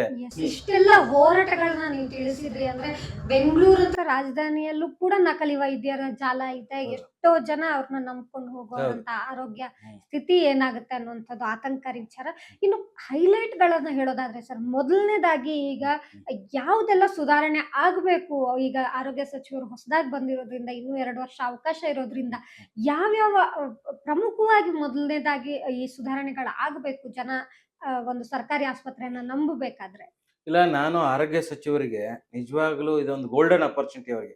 ಮೊದಲನೇ ಅಪರ್ಚುನಿಟಿಯಲ್ಲಿ 2013ರಿಂದ 3 ವರ್ಷ ಆದ್ರು, 16ವರೆಗೆ ಆದ್ರು, 13ರಿಂದ 16. ಇವಾಗ ಮತ್ತೊಂದು ಅಪರ್ಚುನಿಟಿ ಬಂದಿದೆ. ಅವರು ಆರೋಗ್ಯ ಮಾನವನ ಮೂಲಭೂತ ಹಕ್ಕು, ಹೇಗೆ ಶಿಕ್ಷಣ ಹಕ್ಕು ಇದೆಯೋ, ಹೇಗೆ ಮಾಹಿತಿ ಹಕ್ಕು ಇದೆಯೋ, ಅದೇ ರೀತಿ ಆರೋಗ್ಯ ಹಕ್ಕು ಅಂತ ಒಂದು ಕಾನೂನು, ರೈಟ್ ಟು ಹೆಲ್ತ್ ಬಿಲ್ ಅನ್ನ ನಮ್ಮ ಅಸೆಂಬ್ಲಿಯಲ್ಲಿ ಪಾಸ್ ಮಾಡ್ಬೇಕು. ಆರೋಗ್ಯ ಅಂದ್ರೆ ಪ್ರತಿಯೊಬ್ಬ ವ್ಯಕ್ತಿಗೂ ₹1 ಹಿಡಿದು 50 ಲಕ್ಷದವರೆಗೂ ಫ್ರೀ ಆಫ್ ಕಾಸ್ಟ್ ಅಲ್ಲಿ ಆರೋಗ್ಯ ಸಿಗೋದಕ್ಕೆ ಈ ಕಾನೂನ ರೂಪಿಸ್ಬೇಕು. ಈಗ MLA MP ಆಗಿರೋಂಥವ್ರು ರೋಡು ಗಟ್ರು ಅಥವಾ ಲೈಟ್ ಹೋಗಿದೆ ಈ ತರದ್ದಲ್ಲ, ಪಾಲಿಸಿ ಮೇಕಿಂಗ್. ಅವ್ರ ಪಾಲಿಸಿನ ಕ್ರಿಯೇಟ್ ಮಾಡೋದಕ್ಕಿರೋಂಥ ಪೋಸ್ಟು ಬಹಳ ಜನಕ್ಕೆ ಗೊತ್ತೇ ಇಲ್ಲ. ಅಲ್ಲಿ ಕಾರ್ಪೊರೇಟರ್, ಗ್ರಾಮ ಪಂಚಾಯತಿ ಮೆಂಬರು, ತಾಲೂಕ್ ಪಂಚಾಯತಿ ಮೆಂಬರು ಈ ತರನ ರೋಡು ರಿಪೇರಿಗೆ ಅದೆಲ್ಲ ಇರ್ತಾರೆ, ಸರ್ಕಾರಿ ಅಧಿಕಾರಿಗಳು ಇರ್ತಾರೆ. ಒಬ್ಬ MLA ಆಗಿರೋ ಒಂದು ಕೆಲಸನೇ ಪಾಲಿಸಿ ಮೇಕಿಂಗು, ಪಾಲಿಸಿ ಕ್ರಿಯೇಟ್ ಮಾಡ್ಬೇಕಾಗಿರೋಂಥದ್ದು, ಕಾನೂನು ರೂಪಿಸಬೇಕಾಗಿರೋಂಥದ್ದು. ಆರೋಗ್ಯ ಇವ್ರಿಗೆ ಯೂಟ್ಯೂಬ್ ಖಾದರ್ ಸರ್ಗೆ ನಾನು ಕೇಳುವಂಥದ್ದು, ನೀವು ಆರೋಗ್ಯ ಹಕ್ಕು ಕಾನೂನು ಜಾರಿ ಮಾಡಿ, ಪ್ರತಿಯೊಬ್ಬರಿಗೂ ₹1 ಹಿಡಿದು 1 ಕೋಟಿವರೆಗೂ ಫ್ರೀ ಆಫ್ ಕಾಸ್ಟ್ ಅಲ್ಲಿ ಆರೋಗ್ಯ ಸೇವೆ ಸಿಗ್ಬೇಕು. ಈ ಆಯುಷ್ಮಾನ್ ಭಾರತ್ ಆರೋಗ್ಯ ಕರ್ನಾಟಕ ಕಾರ್ಡ್ ಇದೆ, ನಿಜವಾಗ್ಲೂ ಅದು ಎಷ್ಟರ ಮಟ್ಟಿಗೆ ಇಂಪ್ಲಿಮೆಂಟ್ ಆಗ್ತದೆ ಅದ್ರ ಬಗ್ಗೆ ಮಾತಾಡಿದ್ವಿ. ಇದು ಒಂದಾದ್ರೆ, ಇನ್ನೊಂದು ಈ ಸರ್ಕಾರಿ ಡಾಕ್ಟರ್ಗೆ, ಯಾರೋ ಗೌರ್ಮೆಂಟ್ ಮೆಡಿಕಲ್ ಆಫೀಸರ್ಗೆ ಕೌನ್ಸಿಲಿಂಗ್ ಮುಖಾಂತರನೇ ನೇಮಕಾತಿ ಆಗ್ಬೇಕು, ಅವ್ರಿಗೆ ಪೋಸ್ಟಿಂಗ್ ಆಗ್ಬೇಕು. ಮತ್ತೆ ಅಡ್ಮಿನಿಸ್ಟ್ರೇಟಿವ್ ಪೋಸ್ಟ್ಗೆ ಕೌನ್ಸಿಲಿಂಗ್ ಮುಖಾಂತರನೇ ಆಗ್ಬೇಕು. ಮತ್ತೆ ಅವ್ರಿಗೆ ಒಳ್ಳೆ ಸಂಬಳ ಇದೆ. ಆಮೇಲೆ ಅವ್ರಿಗೆ ರೆಸ್ಪಾನ್ಸಿಬಿಲಿಟಿ ಮಾಡ್ಬೇಕು. ಈಗ 15-20 ಪೇಷಂಟ್ ನೋಡ್ತಾರಂತ PHC ಡಾಕ್ಟರ್ಗೆ ಮಿನಿಮಮ್ 100 ಪೇಷಂಟ್ ನೋಡ್ಬೇಕು. ಇನ್ ಪೇಷಂಟ್ ಕಡಿಮೆ ಬರ್ತಾ ಇದ್ರೆ ಅಂದ್ರೆ you are inefficient, unfit to be a doctor ಅಂತ ಹೇಳ್ಬೇಕು. ಯಾಕಂದ್ರೆ ಅವ್ರ ಜವಾಬ್ದಾರಿ ಬೇಕಲ್ಲ. ಈಗ ಪಕ್ಕದಲ್ಲಿರೋ ಕ್ಲಿನಿಕ್ 100 ಜನ ನೋಡ್ತಾನಂದ್ರೆ ಇವ್ರು ಇನ್ಎಫಿಷಿಯಂಟ್ ಆಗಿರೋದಕ್ಕೆ ಅಲ್ಲಿಗೆ ಹೋಗ್ತಾ ಇದಾರೆ. 15-20 ಪೇಷಂಟ್ ನೋಡ್ತಾ ಇದ್ರೆ ಈ ತರದನ್ನ. ಮತ್ತೆ ನಕಲಿ ಡಾಕ್ಟರ್ ಬಗ್ಗೆ ಸ್ಟ್ರಿಂಜೆಂಟ್ ಆಕ್ಷನ್ ಮಾಡ್ಬೇಕು. ಈಗ ರೋಗಿಗಳ ವಿಷಯದಲ್ಲಿ ಟಾರ್ಗೆಟ್ ಇಡಬೇಕು ಅಂತ ಅಂದ್ರೆ ಕಂಪಲ್ಸರಿ ಅಲ್ಲ. ಇಂತ ಸೀಸನ್ ಅಲ್ಲಿ ಇಷ್ಟು ಅಂದಾಜು ಬರೋ ಸಾಧ್ಯತೆ ಇದೆ, ಇದ್ರಲ್ಲಿ ನೋಡ್ಬೇಕು. ಅವ್ರು ಮಾನವೀಯತೆ, ಪೇಷಂಟ್ಸ್ ಹೋಗದೆ ಇರೋದ ಕಾರಣ ಏನು ಬೇಕಲ್ಲ, ಅದನ್ನ ಫೈಂಡ್ ಔಟ್ ಮಾಡ್ಕೋಬೇಕು. ಅವ್ರಿಗೆ ಡಿಸಿಪ್ಲಿನರಿ ಆಕ್ಷನ್ ಮಾಡ್ಬೇಕು. ಆಮೇಲೆ ಈ ತರ ಯಾರಾದ್ರೂ ಈ ತರ ಈ ನಕಲಿ ವೈದ್ಯರ ಬಗ್ಗೆ ಅಥವಾ ಯಾರಾದ್ರೂ ಹೋರಾಟಗಾರರು ಕಂಪ್ಲೇಂಟ್ ಕೊಟ್ಟಾಗ ಅಥವಾ ಸಮಾಜದಲ್ಲಿ ಟಿವಿ ಮೀಡಿಯಾದಲ್ಲಿ ಬಂದಾಗ ಆಕ್ಷನ್ ತುರ್ತಾಗಿ ಮಾಡ್ಬೇಕಾಗಿರೋಂಥದ್ದು. ಹೊರತಾಗಿ ಅದ್ ಮಾಡದೇ ಇದ್ರೆ, ನಾನು ಕಂಪ್ಲೇಂಟ್ ಕೊಟ್ಟಿದ್ದೆ ಆಯ್ತು ಅಥವಾ ಆಕ್ಷನ್ ಆಗದೆ ಇದ್ರೆ ಏನಾಗುತ್ತೆ ಸಮಾಜದಲ್ಲಿ, ಈ ತರದ್ದು ಅರಾಜಕತೆ ಇನ್ನೂ ಮುಂದುವರಿತಾ ಇರುತ್ತೆ. ಇವಿಷ್ಟು ಈಗ ಸದ್ಯದಲ್ಲೇ ಆಗಬೇಕಾದಂತ ಸುಧಾರಣೆಗಳು ನೀವು ಹೇಳೋ ಪ್ರಕಾರ ಆರೋಗ್ಯ ಇಲಾಖೆಯಲ್ಲಿ. ಸೊ ಇದು ಕರ್ನಾಟಕದ ಸರ್ಕಾರಿ ಆರೋಗ್ಯ ಸಂಸ್ಥೆಗಳಲ್ಲಿ ಅಥವಾ ಸರ್ಕಾರಿ ಆಸ್ಪತ್ರೆಗಳಲ್ಲಿ ಇರುವಂತಹ ಸಮಸ್ಯೆಗಳ ಬಗ್ಗೆ ಸಮಗ್ರ ಮಾಹಿತಿಯನ್ನು ಕೊಟ್ಟಿದ್ದಾರೆ ನಮಗೆ ಡಾಕ್ಟರ್ ಅವರು. ಮಾತೃಶ್ರೀ ಫೌಂಡೇಶನ್ ಮುಖಾಂತರ ಸುಮಾರು 18 ವರ್ಷದಿಂದ ಬಡ ಜನರಿಗೆ ಸೇವೆ ಮಾಡ್ತಾ ಇದೀವಿ. ಡಾಕ್ಟರ್ ಆನ್ ವೀಲ್ಸ್ ಅಂತ ಒಂದು ಪ್ರಾಜೆಕ್ಟ್ ಇದೆ. ಆ ಡಾಕ್ಟರ್ ಆನ್ ವೀಲ್ಸ್ ನಂದೇ ಕಾರನ್ನ ಕನ್ವರ್ಟ್ ಮಾಡಿದೀನಿ. ಅದರಲ್ಲಿ BP apparatus, glucometer, thermometer, ECG machines ನಾವು ಪ್ರತಿ ಹಳ್ಳಿಗೆ ಅಥವಾ government schools, old age homes, construction workers, Majestic, Cantonment railway station ಗಳಿಗೆ ಫ್ರೀ ಆಫ್ ಕಾಸ್ಟ್ ಅಲ್ಲಿ ಡಾಕ್ಟರ್ ಕನ್ಸಲ್ಟೇಷನ್, ಬೇಸಿಕ್ ಮೆಡಿಸಿನ್ಸ್ ನ ಕೊಡ್ತಾ ಇದೀವಿ. ಇದಕ್ಕೆ ನಮ್ಮ ಜೊತೆ ಯಾರಾದ್ರೂ ಕೈ ಜೋಡಿಸೋರು ಇದ್ರೆ, ನಾವು ಇದುವರೆಗೆ 1,20,000 ಜನಕ್ಕೆ ಫ್ರೀ ಆಗಿ ಟ್ರೀಟ್ಮೆಂಟ್ ಕೊಟ್ಟಿದೀವಿ. 900 ಫ್ರೀ ಮೆಡಿಕಲ್ ಕ್ಯಾಂಪ್ಸ್ ನ ಮಾಡಿದೀವಿ. ನಮ್ದು ಗುರಿ ಅಂತದ್ದು before I dye treating a million patient. ನಾನು ಸಾಯೋದ್ರೊಳಗಡೆ 1 ಮಿಲಿಯನ್ ಪೇಷಂಟ್ ನ ಟ್ರೀಟ್ ಮಾಡ್ಬೇಕಂತ ನನ್ ಕನಸಿದೆ. ಬರೀ ನನ್ ಕನಸಾಗ್ಬಿಟ್ರೆ, ಈಗ ನನ್ ಕನಸು ಸಾಕಾರ ಆಗ್ಬೇಕಾದ್ರೆ ಎಲ್ಲ ಡಾಕ್ಟರ್ಸ್ ಆಗಿರ್ಲಿ, ಯಾರು ಪ್ರೈವೇಟ್ ಡಾಕ್ಟರ್ಸ್ ಅಥವಾ ಬೇರೆ ಯಾರೋ ಡಾಕ್ಟರ್ಸ್ ಆಗಿದ್ರೆ, ಪ್ರೈವೇಟ್ ಡಾಕ್ಟರ್ಸ್ ಆಗ್ಲಿ, ನರ್ಸ್ ಆಗ್ಲಿ, ಟೆಕ್ನಿಷಿಯನ್ ಆಗಿರ್ಲಿ, ಅಥವಾ ನಾನ್ ಮೆಡಿಕೋಸ್ ಯಾರೋ ಇಂಜಿನಿಯರಿಂಗ್ ಆಗಿರ್ಲಿ, ಅಥವಾ ಸೋಷಿಯಲ್ ಮೀಡಿಯಾದಲ್ಲಿರುವಂಥ ಯಾರೋ ಯೂಟ್ಯೂಬರ್ಸ್ ಆಗಲಿ ನಮ್ಮ ಜೊತೆ ಕೈ ಜೋಡಿಸಿದಾಗ ನಾವು ಮಾಡೋ ಕೆಲಸನ, ನಾನು 1 ಮಿಲಿಯನ್ ಪೇಷಂಟ್ ಅಂದ್ರೆ 10 ಲಕ್ಷ ಜನ ಟ್ರೀಟ್ ಮಾಡಬೇಕಾದಾಗ ವಾಲಂಟ್ರಿ ಆಗಿ ನಮ್ಮ ಜೊತೆಲಿ ಬರಬೇಕು. ವಾಲಂಟ್ರಿ ಆಗಿ ಬಂದಾಗ ನಾವು ಜನಕ್ಕೆ ಟ್ರೀಟ್ ಮಾಡೋದಕ್ಕೆ ಅನುಕೂಲ ಆಗುತ್ತೆ. ವಾಲಂಟ್ರಿ ಬಂದಾಗ ಅವ್ರಿಗೆ ವಾಲಂಟಿಯರ್ ಸರ್ಟಿಫಿಕೇಟ್ ಕೊಡ್ತೀವಿ. ಮಿನಿಮಮ್ ಅವ್ರದ್ದು 3 ಅವರ್ ಟೈಮ್ನ ಡೊನೇಟ್ ಮಾಡಬೇಕು ನಾವು ಮಾಡೋ ಕೆಲಸಕ್ಕೆ. ಸಾಧ್ಯ ಆದ್ರೆ ಅವ್ರಿಗೆ ಏನಾದರೂ ಡೊನೇಟ್ ಮಾಡೋಕ್ಕಾದ್ರೆ ಮೆಡಿಸಿನ್ಸ್ನ ಡೊನೇಟ್ ಮಾಡಲಿ, ಮೆಡಿಕಲ್ ಇಕ್ವಿಪ್ಮೆಂಟ್ಸ್ನ ಡೊನೇಟ್ ಮಾಡಲಿ. ಬಿಕಾಸ್ ಫ್ರೀ ಹೆಲ್ತ್ ಕೇರ್ ಅನ್ನೋಂಥದ್ದು ಭಾಳ ಇಂಪಾರ್ಟೆಂಟು, ಜನರಿಗೆ ಅವಶ್ಯಕತೆ ಇದೆ. ನಾವು ಇದನ್ನ ಸರ್ವಿಸ್ ಮಾಡ್ತಾ ಇದ್ವಿ. ನಮ್ಮನ್ನು ಯಾರಾದರೂ ಸಂಪರ್ಕ ಮಾಡಬೇಕಾದ್ರೆ ನಮ್ಮನ್ನ ಗೂಗಲ್ ಮಾಡಿದ್ರೆ ಡಾಕ್ಟರ್ ಸುನೀಲ್ ಕುಮಾರ್ ಹೆಬ್ಬಿ ಗೂಗಲ್ ಮಾಡಿದ್ರೆ ಸಿಗುತ್ತೆ, ಅಥವಾ ಮಾತೃಶ್ರೀ ಫೌಂಡೇಶನ್, ಡಾಕ್ಟರ್ ಆನ್ ವೀಲ್ಸು, ಈ ಥರದ್ದು ನಿಮ್ಗೆ ಆರೋಗ್ಯ ಸೇವೆ ನೀವು ಎಲ್ಲಾದರೂ ಫ್ರೀ ಹೆಲ್ತ್ ಚೆಕಪ್ ಕ್ಯಾಂಪ್ ಮಾಡಬೇಕಾಗಿದೆ, ನಿಜವಾಗ್ಲೂ ಅವಶ್ಯಕತೆ ಇದೆ, ಅಥವಾ ಫಸ್ಟ್ ಏಡ್ ಟ್ರೈನಿಂಗ್ ಕೊಡಬೇಕಾಗಿದೆ, ಅಥವಾ ಆರ್ಗನ್ ಡೊನೇಷನ್ ಅವೇರ್ನೆಸ್ ಕ್ಯಾಂಪ್ ಮಾಡಬೇಕಾಗಿದೆ, ನಿಮ್ಮ ಸ್ಕೂಲಲ್ಲಿ ಆರೋಗ್ಯದ ಬಗ್ಗೆ ಜಾಗೃತಿ ಮೂಡಿಸಬೇಕಾಗಿದ್ರೆ ನಮ್ಮನ್ನ ಸಂಪರ್ಕ ಮಾಡ್ಬೋದು. Yes. ನಮ್ಮ ಸಂಪರ್ಕ ಸಂಖ್ಯೆ 6363832491 Okay. 6363832491. ನಮ್ಮನ್ನ ಸಂಪರ್ಕ ಮಾಡಿ. ನಿಜವಾಗ್ಲೂ ಅವಶ್ಯಕತೆ ಇದ್ರೆ, ಕಡುಬಡವರಾಗಿದ್ರೆ, ಅಸಹಕಾರಾಗಿದ್ರೆ ಮಾತ್ರ ನನ್ನ ಸಂಪರ್ಕ ಮಾಡಿ. ಯಾಕಂದ್ರೆ ನಂಬರ್ ಕೊಟ್ಟಿದ್ದೀವಿ ಅನ್ನೋದಕ್ಕೇನೆ ಅನಾವಶ್ಯಕವಾಗಿ ಫೋನ್ ಮಾಡೋದಾಗ್ಲಿ, ಡಿಸ್ಟರ್ಬ್ ಮಾಡೋದು ಮಾಡಬೇಡಿ. ಅವಶ್ಯಕತೆ ಇರೋರು, ಕಡುಬಡವರಾಗಿದ್ರೆ, ನಿಜವಾಗ್ಲೂ ಫ್ರೀ ಆಫ್ ಕಾಸ್ಟ್ ಅಲ್ಲಿ ಹೆಲ್ತ್ ಕೇರ್ ಬೇಕಾಗಿದ್ರೆ ನಮ್ಮನ್ನ ಸಂಪರ್ಕ ಮಾಡ್ಬೋದು. ಎಸ್ ಸರ್, ನಿಮ್ಮ ಬಹುದೊಡ್ಡ ಕನಸು 10 ಲಕ್ಷ ಒಂದು ರೋಗಿಗಳನ್ನ ಉಚಿತವಾಗಿ ಅಥವಾ ಟ್ರೀಟ್ಮೆಂಟ್ ಮಾಡುವಂಥದ್ದು ನಿಮ್ಮ ಕನಸು ಈಡೇರಲಿ ಸರ್. ಇಷ್ಟು ಮಹತ್ವಾಕಾಂಕ್ಷೆಯ ಒಂದು ಕನಸನ್ನ ಇಟ್ಕೊಂಡಿದ್ದೀರಿ. ಜೊತೆಗೆ ಆರೋಗ್ಯ ಸಂಸ್ಥೆ, ಸರ್ಕಾರಿ ಆಸ್ಪತ್ರೆಗಳ ಸಮಸ್ಯೆಗಳನ್ನ ನಾವು ಮತ್ತೆ ಮತ್ತೆ ತೋರಿಸೋಣ, ಇದು ಬದಲಾವಣೆ ತರೋದಕ್ಕೆ ಪ್ರಯತ್ನ ಮಾಡೋಣ ಅಂತ ಹೇಳ್ತಾ ಇಷ್ಟು ಹೊತ್ತು ನಿಮ್ಮ ವಿವರಗಳನ್ನ, ಮಾಹಿತಿಯನ್ನು ಕೊಟ್ಟಿದ್ದಕ್ಕಾಗಿ ಧನ್ಯವಾದ ಸರ್. ನಮಸ್ಕಾರ. Thank you. ಮತ್ತೆ ಮುಂದಿನ ಸಂದರ್ಶನದ ಜೊತೆ ನಾನು ನಿಮ್ಮ ಮುಂದೆ ಬರ್ತೀನಿ. ಅಲ್ಲಿವರೆಗೂ ನೋಡ್ತಾ ಇರಿ ವಿಜಯ ಕರ್ನಾಟಕ ಯೂಟ್ಯೂಬ್ ಚಾನಲ್. ಧನ್ಯವಾದ.